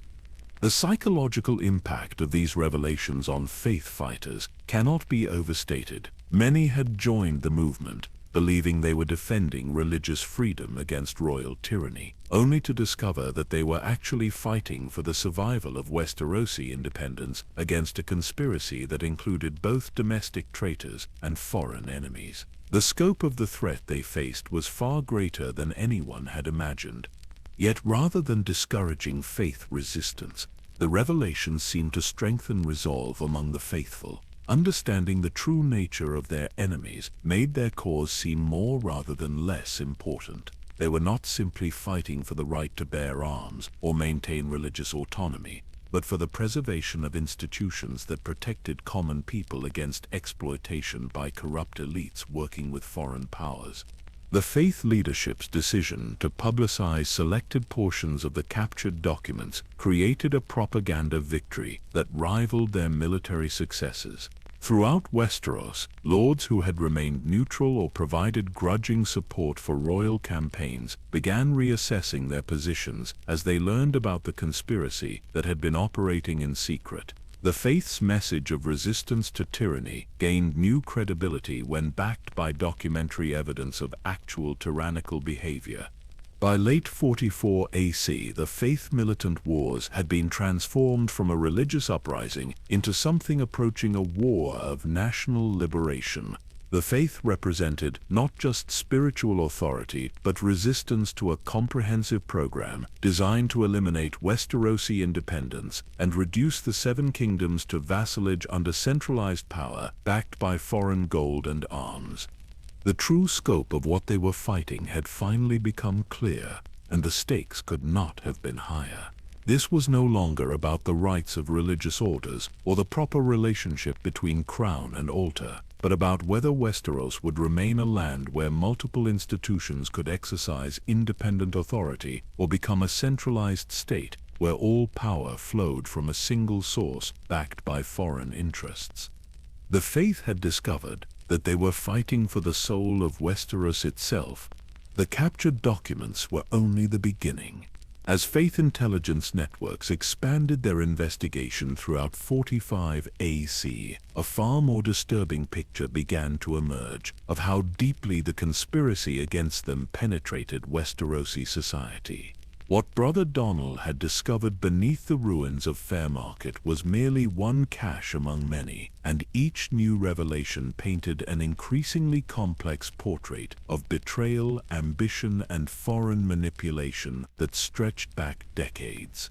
Septimega's network had evolved into the most sophisticated intelligence operation in Westeros, rivaling even the royal spy masters in its reach and effectiveness. Through patient cultivation of sources in noble households throughout the Seven Kingdoms, the Faith began uncovering evidence of a conspiracy that predated not just the Faith Militant Wars, but Mega's reign itself. The plan to eliminate independent institutions in Westeros had been generations in the making. The most shocking discovery came from the archives of House Hightower, infiltrated by a septa who had served the family for years before her religious awakening. Hidden among routine correspondence, she found references to meetings held during the final years of Aegon the Conqueror's reign, where certain lords had discussed the necessity of eventually eliminating all sources of authority that did not derive directly from the Iron Throne. The Faith's military orders had been marked for destruction even before they were officially disbanded. These early conspirators had understood something that escaped casual observers of Westerosi politics. The Faith of the Seven represented more than just religious authority. It embodied the principle that legitimate power could exist independently of royal approval. As long as the High Septon could command loyalty based on divine rather than earthly mandate, the Targaryen claim to absolute authority remained incomplete. The Faith's destruction was not persecution but political necessity for those who sought total control. The trail of evidence led Faith investigators to a disturbing realization about the true nature of Targaryen rule in Westeros. What appeared to be a conquest followed by gradual assimilation was actually a systematic program of institutional destruction designed to eliminate any center of power that might challenge royal authority. The Faith's military orders, the ancient rights of noble houses, the traditional autonomies of individual kingdoms all had been targeted for gradual elimination. Sir Harry's Hill's own investigation focused on the military aspects of the conspiracy and uncovered evidence that foreign advisors had been involved in planning anti-faith operations from the beginning. Tactical manuals found in captured royal camps bore annotations in languages that no Westerosi commander would have recognized, while weapons and equipment clearly manufactured across the narrow sea were being used by supposedly loyal Westerosi forces. The foreign dimension of the conspiracy became clearer as faith investigators pieced together evidence from multiple sources. The free cities of Essos had long feared Westerosi military power and had apparently decided that supporting internal conflict was preferable to facing a united Seven Kingdoms. Gold from Tyros, weapons from Myr, and even mercenary companies from Lys were all contributing to Maegor's campaigns against the faith. But the international conspiracy extended beyond simple foreign intervention. Evidence suggested that some Westerosi houses had been cultivating relationships with Essosi powers for decades, preparing for the day when they could eliminate domestic competitors with foreign support. The Faith Militant wars were not just civil conflict, but a struggle between those who sought to preserve Westerosi independence and those willing to subordinate their homeland to foreign interests in exchange for personal power. The High Septons' reaction to these discoveries reflected the profound transformation that the faith leadership had undergone during the war. The scholarly septon, who had initially sought only to restore the faith's traditional rights, had become a political strategist capable of understanding and countering the most sophisticated conspiracies. His letters to faith commanders during this period reveal a man who had grasped the full implications of what they faced. The conspiracy's scope explained many previously puzzling aspects of the conflict. Why royal forces had consistently been better informed about faith activities than their security measures should have allowed. Why certain lords who claimed neutrality had been able to predict faith movements with uncanny accuracy. Why diplomatic overtures had always failed despite apparent royal interest in negotiation. The faith had been fighting an enemy that knew their plans almost as well as they did themselves. More disturbing still was the discovery that the conspiracy included elements within the faith hierarchy itself. Evidence from captured documents suggested that some septons and even septors had been providing information to royal forces in exchange for promises of preferment once the Faith Militant was destroyed. The movement that had prided itself on spiritual purity faced the recognition that it had been compromised from within. These internal betrayals forced a painful reckoning within faith ranks about the relationship between spiritual authority and human fallibility. The High Septon addressed this crisis through a series of theological letters that acknowledged the existence of corruption while maintaining that divine will operated through imperfect human instruments. The discovery of traitors within their ranks proved the importance of their cause rather than discrediting it. The evidence of foreign manipulation had profound implications for how the faith understood their role in Westerosi society. They were no longer simply defending religious freedom, but protecting the independence of the Seven Kingdoms against external threats. This broader mission attracted support from lords who might not embrace religious extremism, but opposed foreign interference in Westerosi affairs. Lord Stark's response to evidence of foreign involvement demonstrated how the conspiracy's revelation was reshaping political alignments throughout Westeros. The North had remained officially neutral during the Faith Militant wars, but documentation of Essosi gold financing royal campaigns prompted a reassessment of where northern interests lay. The Starks had always been suspicious of southern politics, but they would not tolerate foreign manipulation of Westerosi affairs. Similar reactions occurred throughout the Seven Kingdoms as evidence of the conspiracy spread beyond faith networks. Houses that had supported Maegor's campaigns began questioning whether they were serving Westerosi interests or foreign agendas.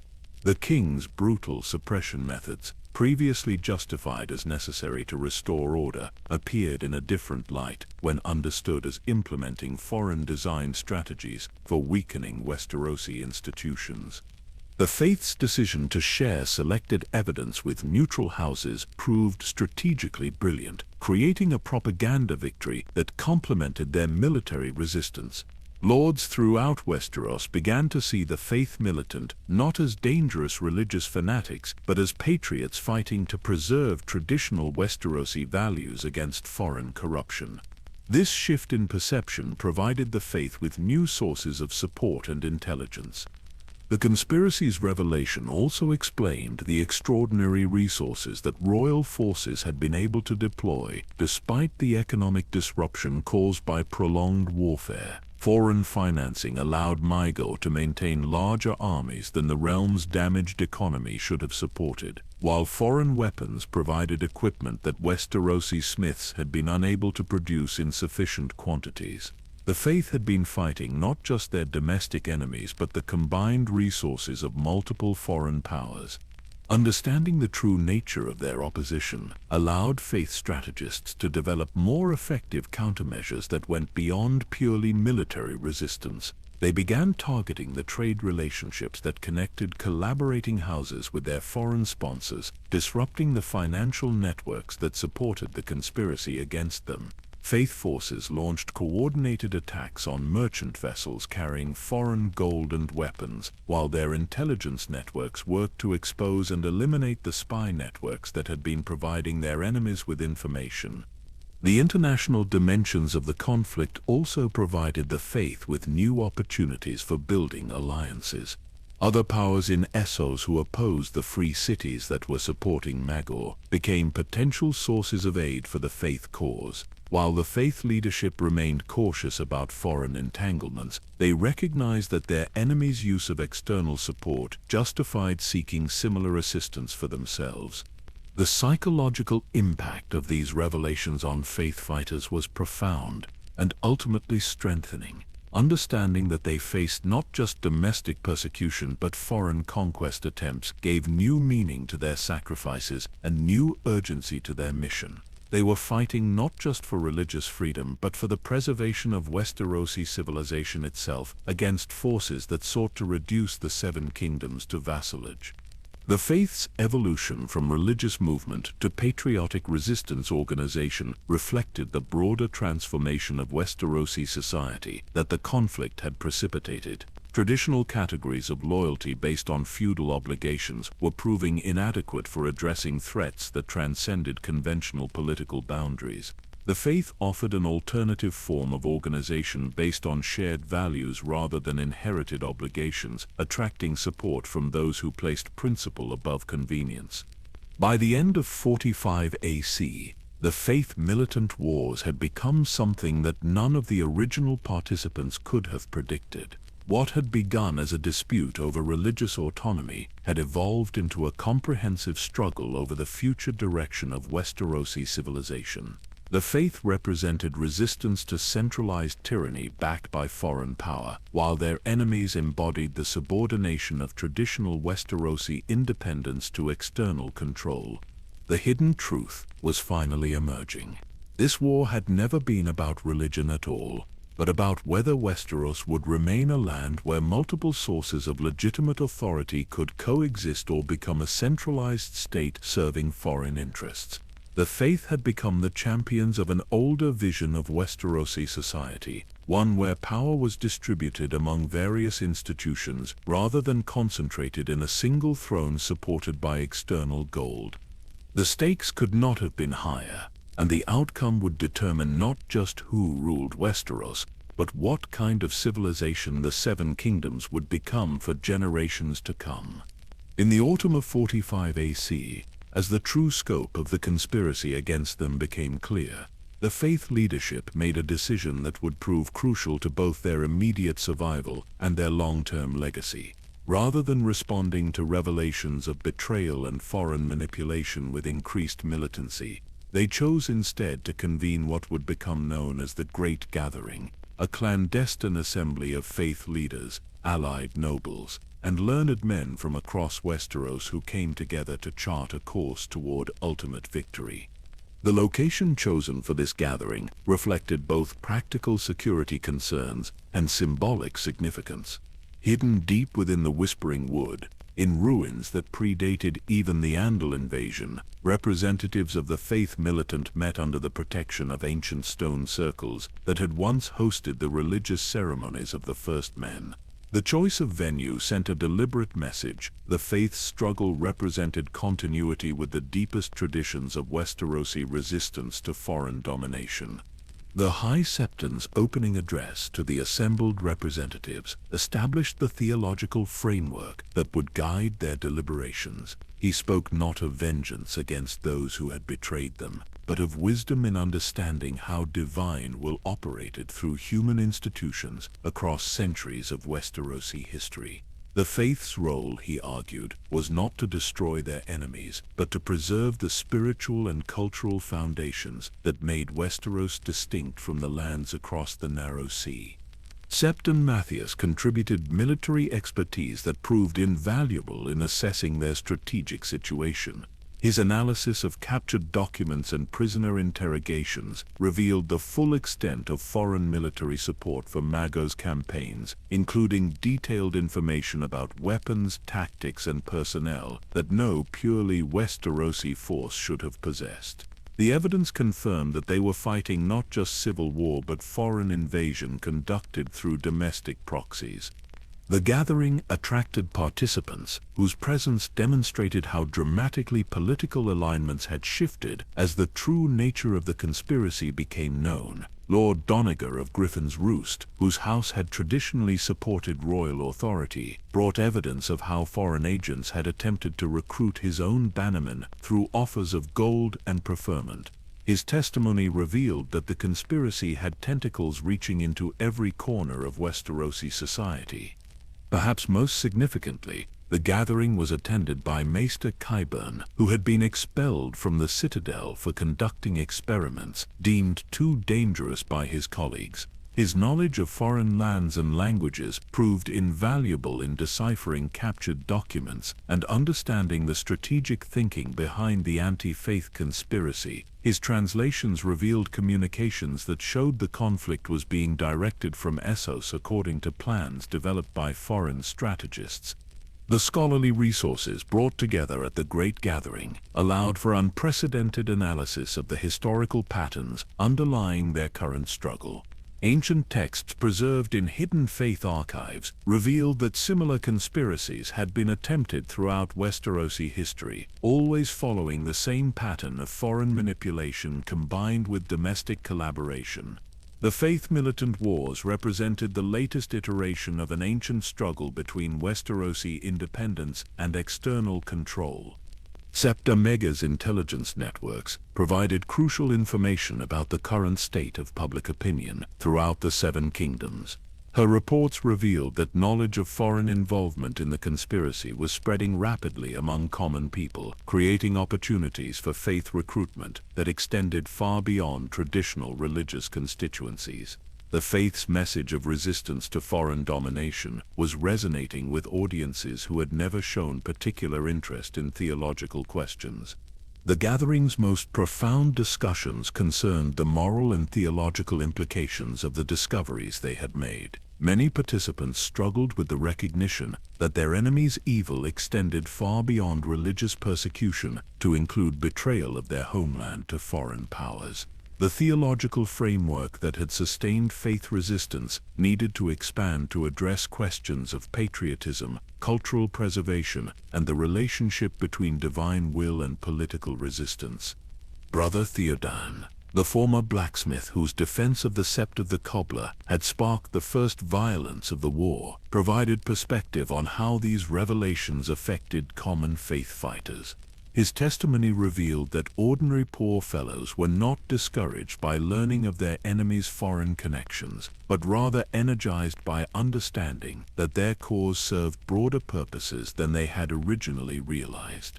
The revelation that they were defending Westerosi civilization itself gave new meaning to their sacrifices. The strategic planning that emerged from the Great Gathering reflected sophisticated understanding of both military and political realities. Rather than attempting to match their enemies' resources through foreign assistance of their own, the faith leadership decided to emphasize their purely Westerosi character as a source of legitimacy that no amount of foreign gold could provide. Their greatest strength lay in representing authentic Westerosi traditions against external manipulation. This emphasis on cultural authenticity led to practical changes in faith militant organization and tactics.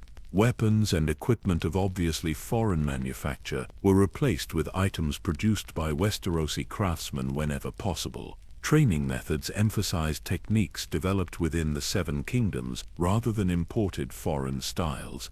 Even the language used in faith proclamations was adjusted to emphasize ancient Westerosi concepts rather than theological terms that might seem foreign to common people.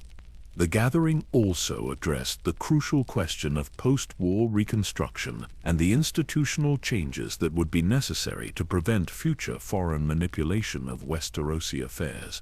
Participants developed detailed plans for reform of trade relationships, diplomatic protocols, and internal security measures that would reduce vulnerability to the kinds of conspiracies they had discovered. Victory in war would be meaningless without institutional changes to prevent future foreign interference.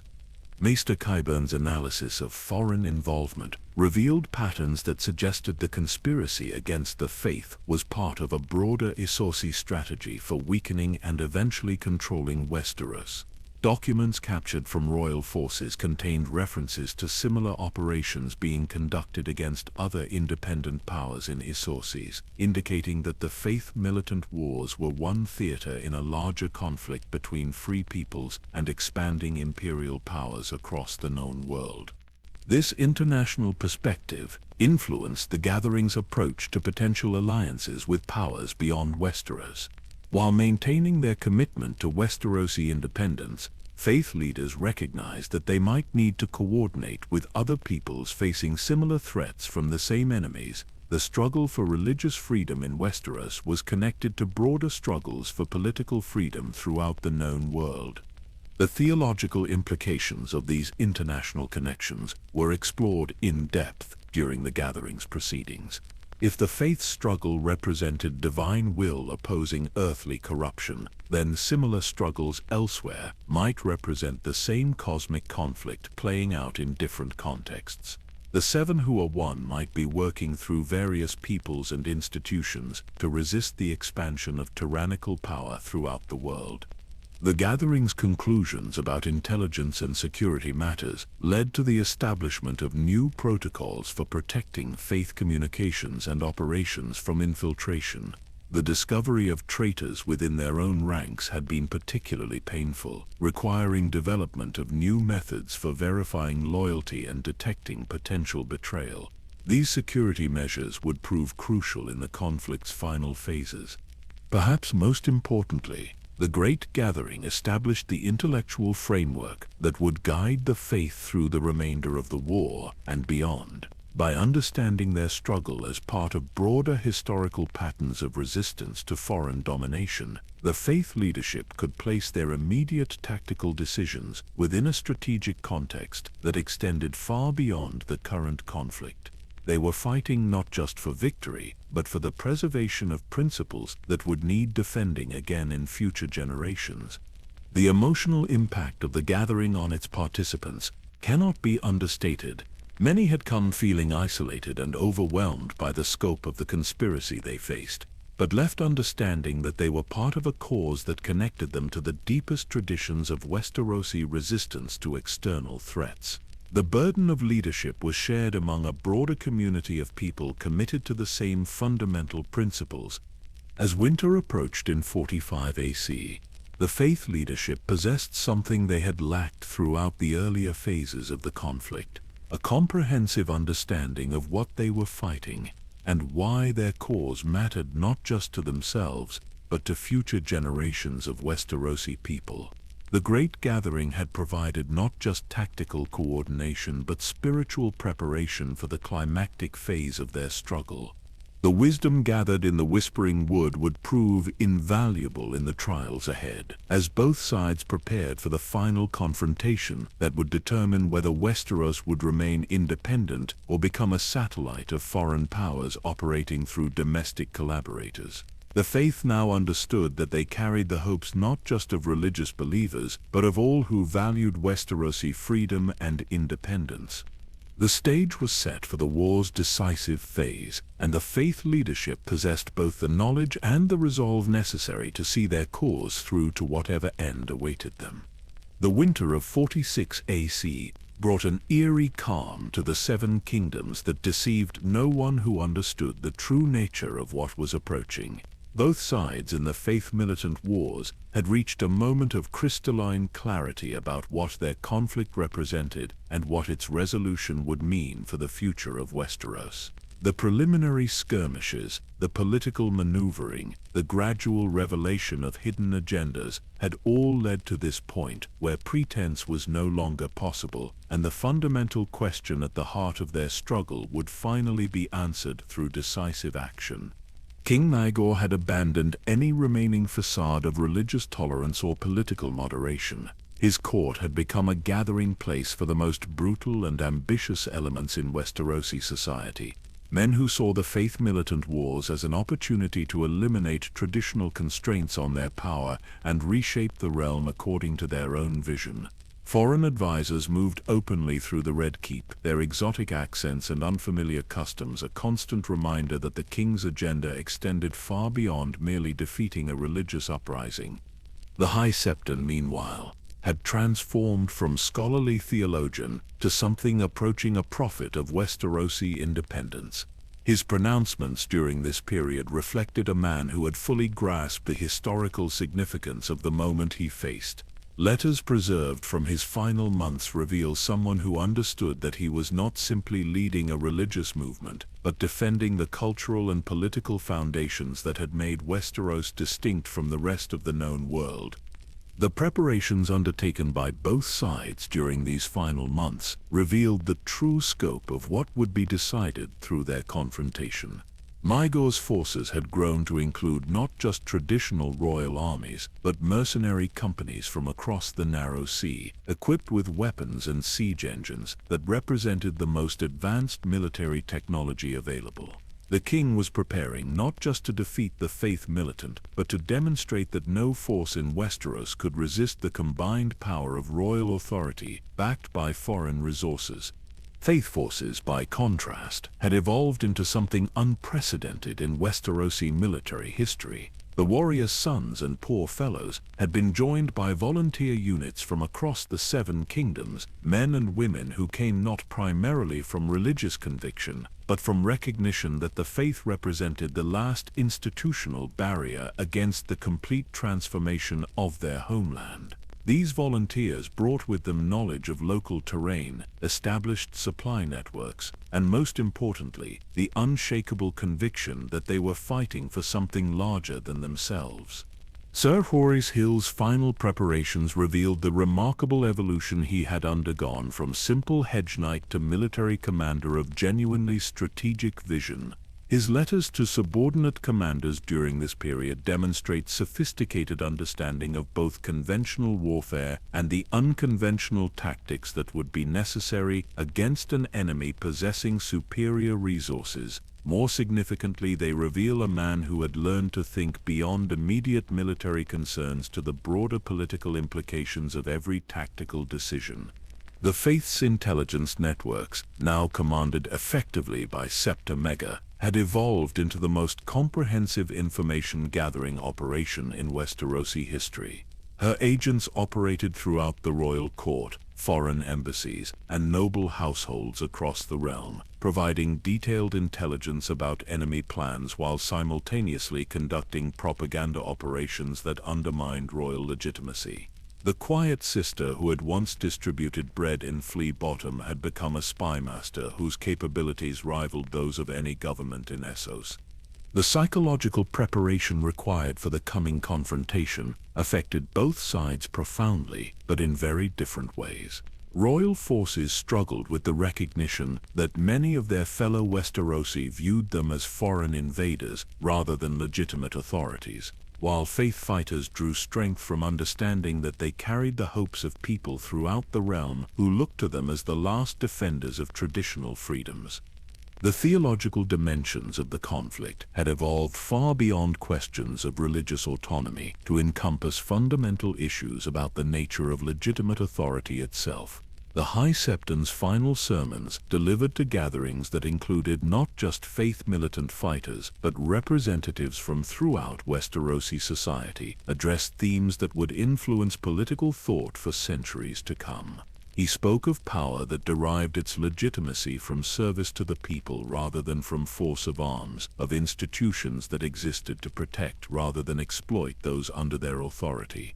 These ideas found resonance far beyond the faith's traditional constituencies, attracting support from merchants who had suffered under arbitrary royal taxation, craftsmen whose guilds faced dissolution under royal decree, and even some minor nobles who recognized that the same forces threatening the faith's independence would eventually target their own traditional rights and privileges.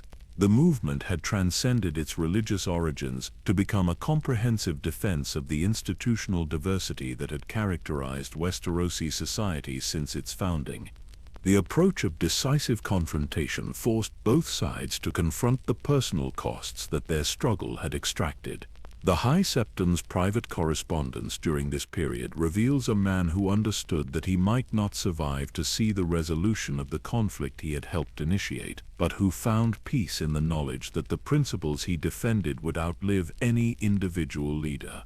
His letters speak of faith not just in divine will but in the capacity of ordinary people to recognize and defend what was worth preserving in their civilization. Maga's state of mind during these final preparations is harder to assess, as the king had become increasingly isolated from even his closest advisors. Royal courtiers reported erratic behavior, sudden violent outbursts, and obsessive focus on eliminating every trace of faith influence from the realm.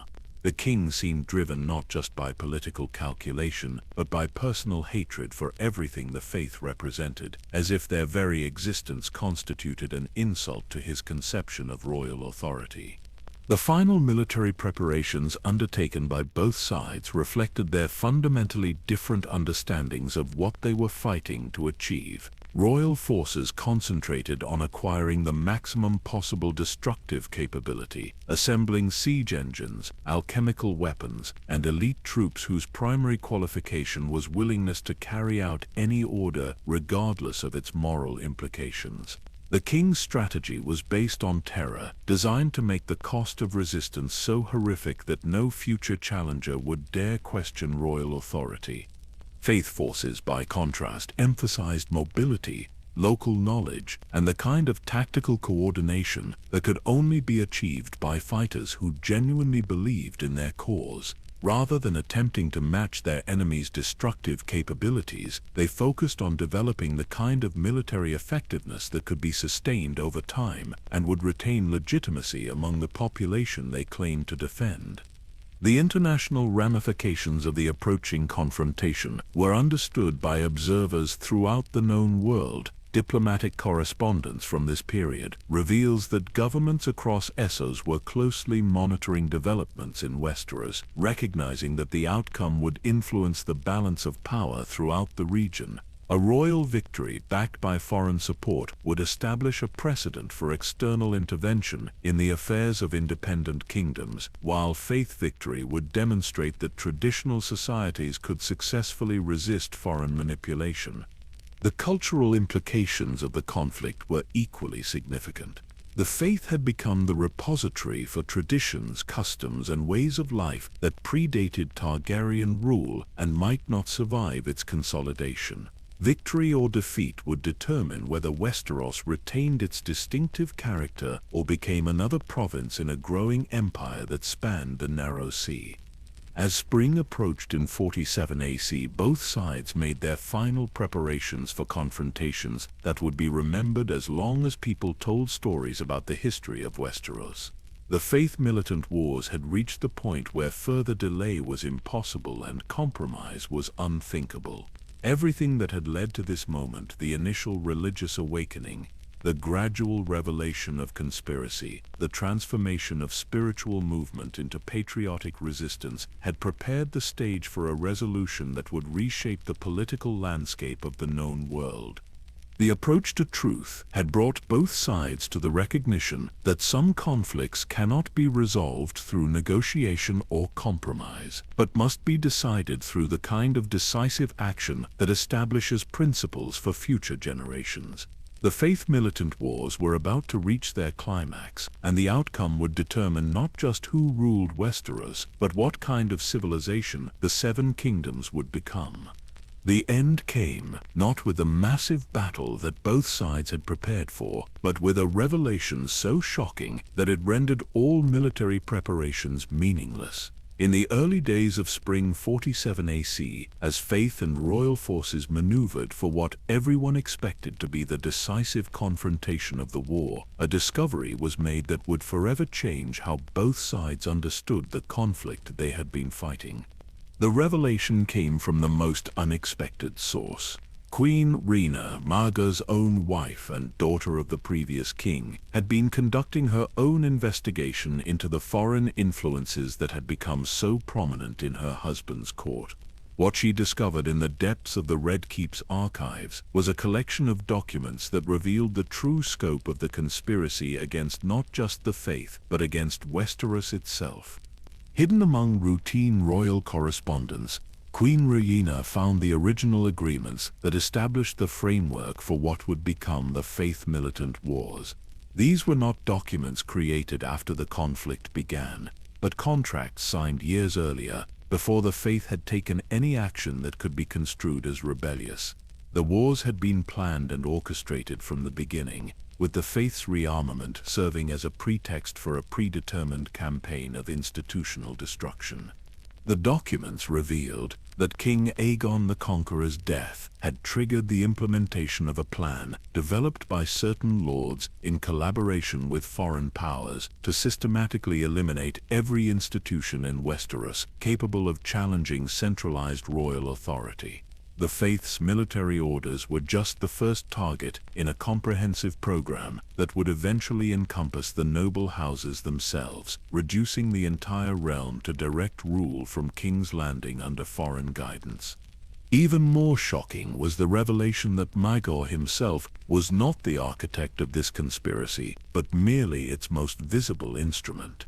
The brutal king, whose cruelty had become legendary throughout Westeros, was following orders from advisors who served interests that extended far beyond his personal ambitions. The foreign gold, the exotic weapons, the mercenary companies that had made royal victory seem inevitable, were all part of a larger strategy to transform Westeros into a client state serving Westerosi commercial and political interests. Queen Rhaena's discovery explained patterns that had puzzled observers throughout the conflict.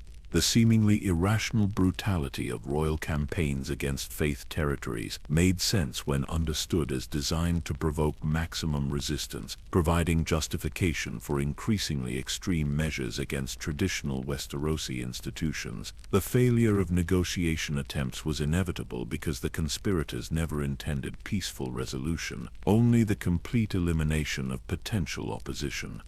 The Queen's decision to share this information with Faith representatives demonstrated courage that rivaled any displayed on the battlefield.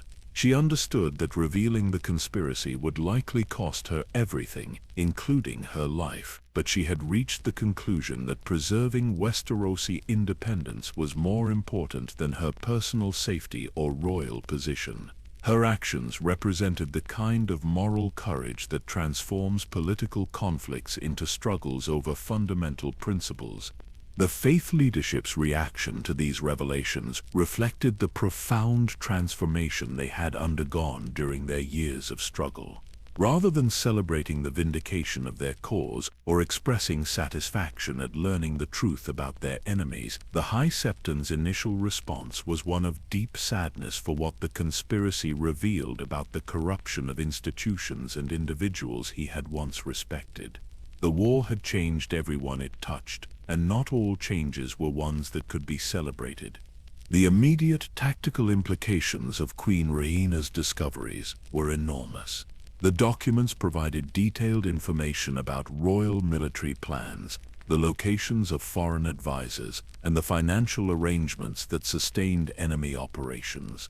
More importantly, they revealed the identities of Westerosi lords who had been secretly collaborating with foreign powers, some of whom had managed to maintain facades of neutrality throughout the conflict. But the broader strategic implications were even more significant. The Faith now possessed documentary proof that their struggle represented defense against foreign conquest rather than religious rebellion against legitimate royal authority. This evidence could transform public opinion throughout Westeros and potentially attract support from lords who had remained neutral because they viewed the conflict as purely religious in nature. The revelation that Maegor was himself a pawn in a larger game orchestrated by foreign interests created an opportunity for political resolution that had not previously existed. If the king could be separated from his foreign handlers and made to understand how he was being used, it might be possible to end the conflict without the catastrophic battle that both sides had been preparing for. Sir Horace Hill's assessment of these new possibilities reflected the military realism that had characterized Faith leadership throughout the war. While the revelations provided unprecedented political opportunities, he warned against assuming that documentary evidence alone could end a conflict that had already cost so many lives. The foreign interests behind the conspiracy would not abandon their investment in Westerosi subjugation simply because their plans had been exposed. The Faith's decision to publicize selected portions of Queen Rhaenyra's discoveries created exactly the political earthquake that their enemies had most feared. Throughout Westeros, lords who had supported royal campaigns began questioning whether they had been serving their homeland's interests or foreign agendas. The revelation that the conflict had been orchestrated from abroad transformed many supporters of royal authority into opponents of foreign manipulation. The response of common people to these revelations was even more dramatic. In villages and towns throughout the Seven Kingdoms, populations that had remained neutral or even hostile to Faith activities began openly supporting resistance to what they now understood was foreign conquest by proxy. The Faith's message of religious freedom had attracted limited support outside their traditional constituencies, but their message of resistance to foreign domination resonated with audiences who had never shown interest in theological questions.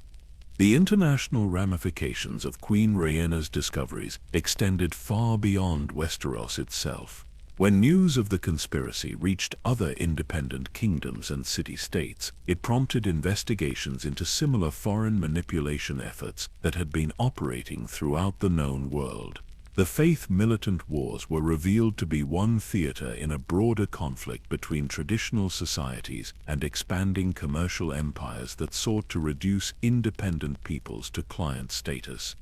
Perhaps most significantly, the revelations transformed the moral and theological framework within which the Faith understood their struggle. They had begun fighting for religious freedom and evolved into defenders of Westerosi independence. But now they understood themselves as participants in a cosmic struggle between freedom and tyranny that extended throughout the known world. Their cause had achieved the kind of universal significance that gave meaning to individual sacrifice. The psychological impact of these discoveries on both sides was profound. Faith fighters who had sometimes questioned the morality of their violent resistance now understood that they were defending their homeland against foreign conquest.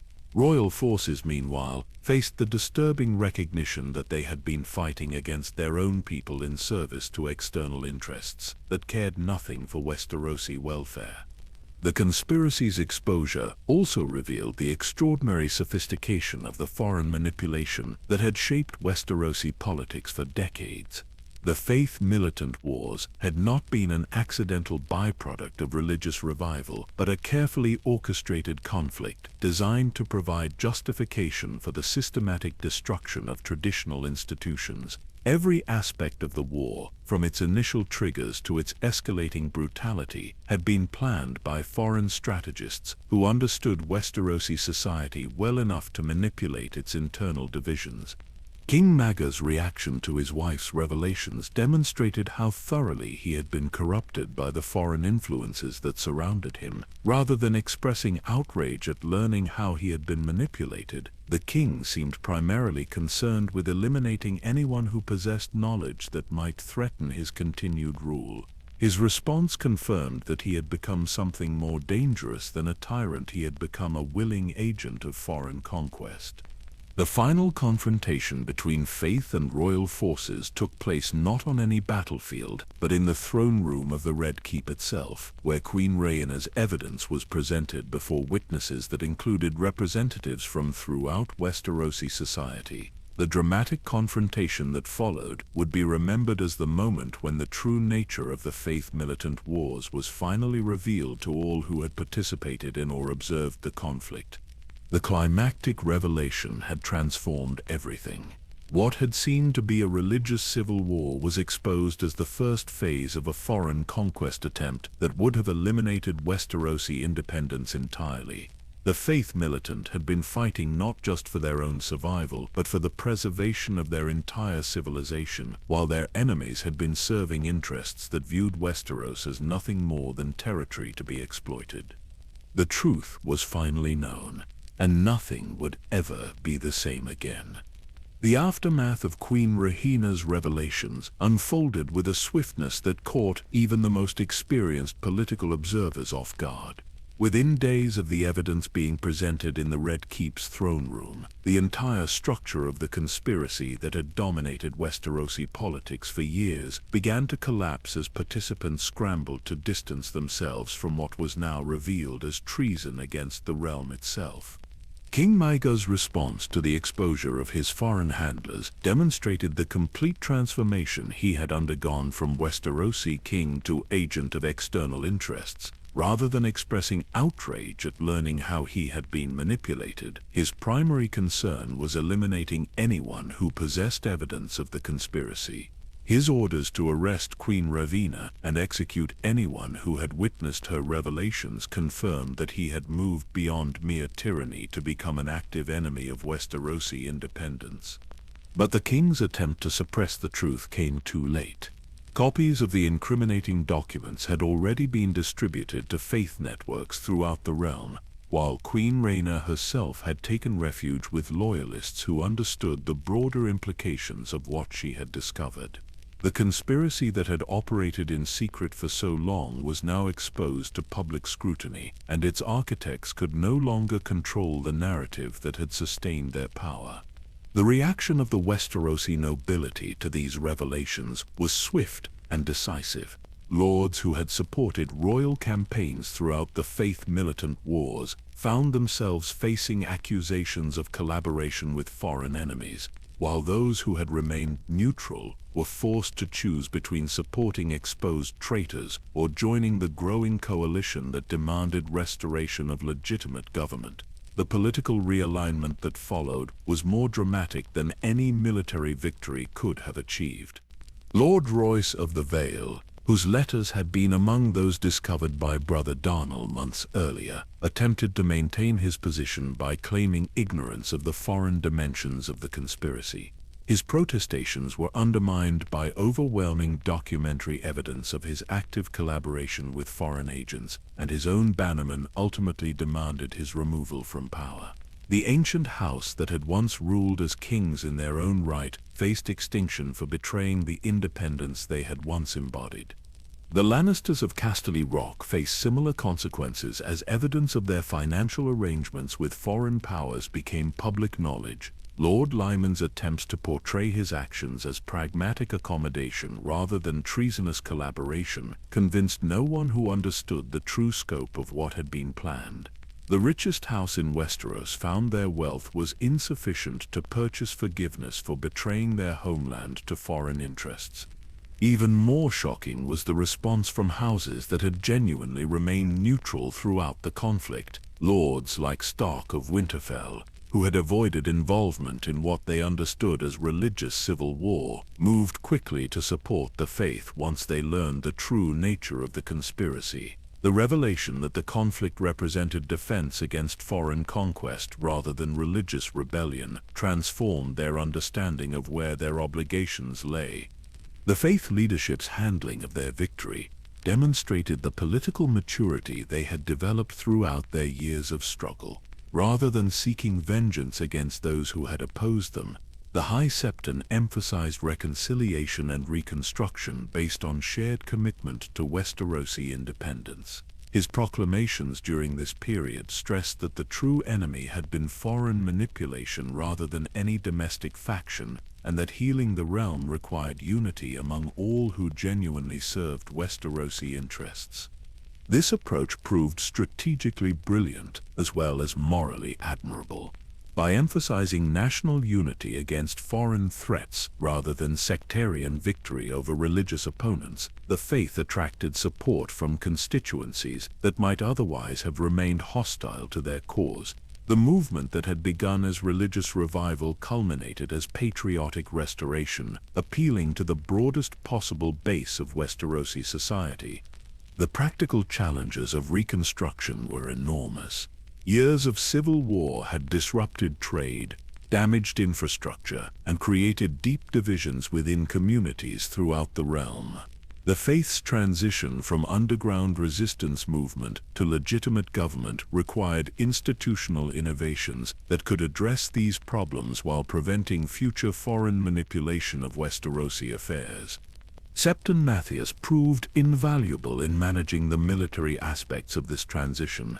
His experience in both royal and faith forces allowed him to integrate former enemies into new defensive arrangements that prioritized protection against external threats rather than internal oppression.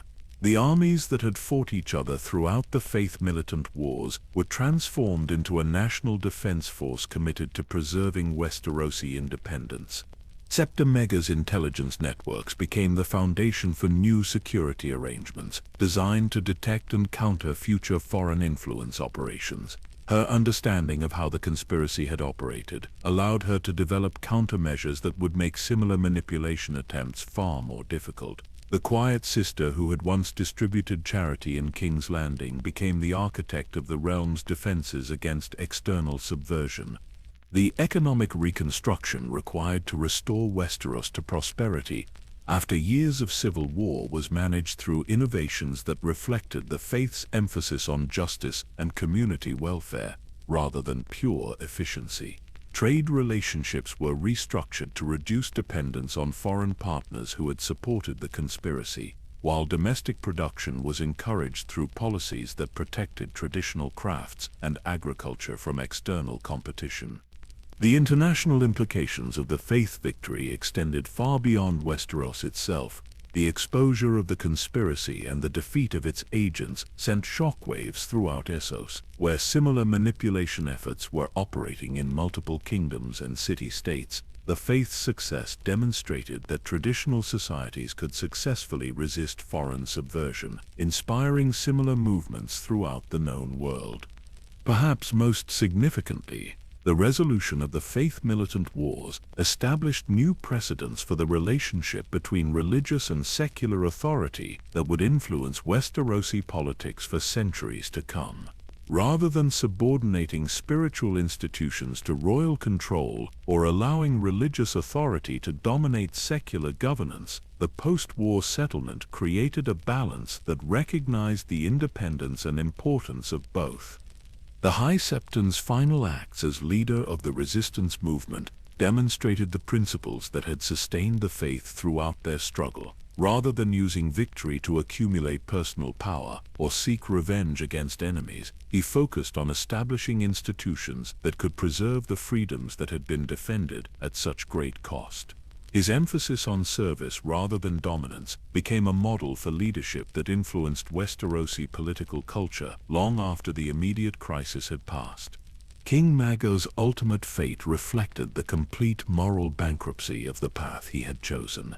Abandoned by his foreign sponsors once their conspiracy was exposed, facing rebellion from his own forces once they learned how they had been used, the king who had styled himself the supreme authority in Westeros died alone and friendless. His death marked the end of the most brutal period in Targaryen history and opened the possibility for restoration of legitimate government. The accession of Jaehaerys the Sin to the Iron Throne represented the triumph of the principles that the faith had fought to preserve. The young king, untainted by association with the foreign conspiracy, was able to rebuild relationships between crown and other institutions based on mutual respect rather than subordination. His reign would be remembered as a golden age precisely because it embodied the vision of balanced governance that had emerged from the Faith Militant wars. The long-term consequences of the conflict extended into every aspect of Westerosi society.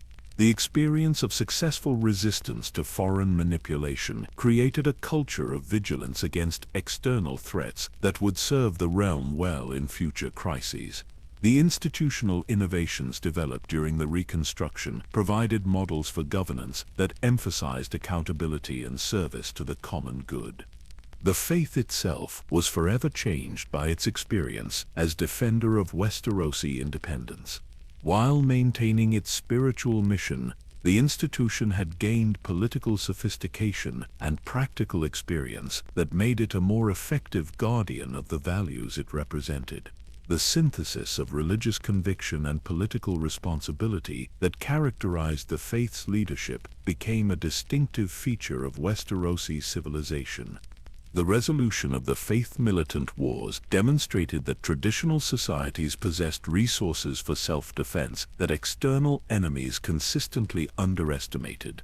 The combination of spiritual conviction, cultural identity, and practical organization that sustained faith resistance proved more durable than the gold and weapons that foreign powers had deployed against them. Most importantly, the conflict's resolution established that freedom and independence were not gifts that could be granted by benevolent rulers, but achievements that had to be continuously defended by vigilant citizens. The Faith Militant wars taught Westeros that liberty required eternal vigilance, and that lesson would serve the realm through all the challenges that lay ahead. The truth had been revealed, the conspiracy defeated, and Westeros remained free. The faith had achieved something far greater than religious autonomy. They had preserved the independence of an entire civilization and established principles that would guide it for centuries to come. The bells of the Great Sept rang out across King's Landing in the early morning light of spring 48 AC, their bronze voices carrying a message of peace that had not been heard in the realm for over 7 years. But these were not the militant chimes that had once summoned the faithful to war, nor the desperate tolling that had marked so many moments of crisis during the long struggle. These bells sang of restoration, of harmony re-established, of a civilization that had looked into the abyss of foreign domination and found the strength to pull back from its edge. From the Red Keep to the humblest village sept, the sound echoed across a land that was finally learning to breathe freely again. In the markets of King's Landing, merchants who had hidden their wares during the uncertain times began displaying their goods with confidence. Children who had known only the whispered conversations and furtive movements of adults living through civil war now heard their parents speaking openly about the future, making plans that extended beyond mere survival to encompass hope for prosperity and peace. The High Septon, now an old man whose hair had turned white during the years of struggle, stood in the Great Sept's highest tower and listened to the bells with a mixture of gratitude and profound weariness. He had lived to see the vindication of everything the faith had fought to preserve, but the cost had been greater than anyone could have imagined when the struggle began. So many good people had died, so many communities had been shattered, so much of what was beautiful and ancient in Westerosi culture had been damaged or destroyed. Yet as he looked out over the city below, where people moved about their daily business without fear of arbitrary arrest or sudden violence, he could see that something precious had been preserved. The faith had not merely survived its trial by fire, but had emerged stronger and wiser, better equipped to serve its true purpose as guardian of the spiritual and moral foundations that made Westeros distinctive among the nations of the known world. In the countryside, where the scars of war would take longer to heal, farmers were returning to fields that had lain fallow during the years of conflict. The sight of oxen pulling plows through earth that had been soaked with blood just seasons before spoke to the eternal rhythm of renewal that outlasts all human struggles. The faith had taught that divine will operated through natural cycles of death and rebirth. and now the truth was visible in every green shoot pushing up through soil that had known too much sorrow.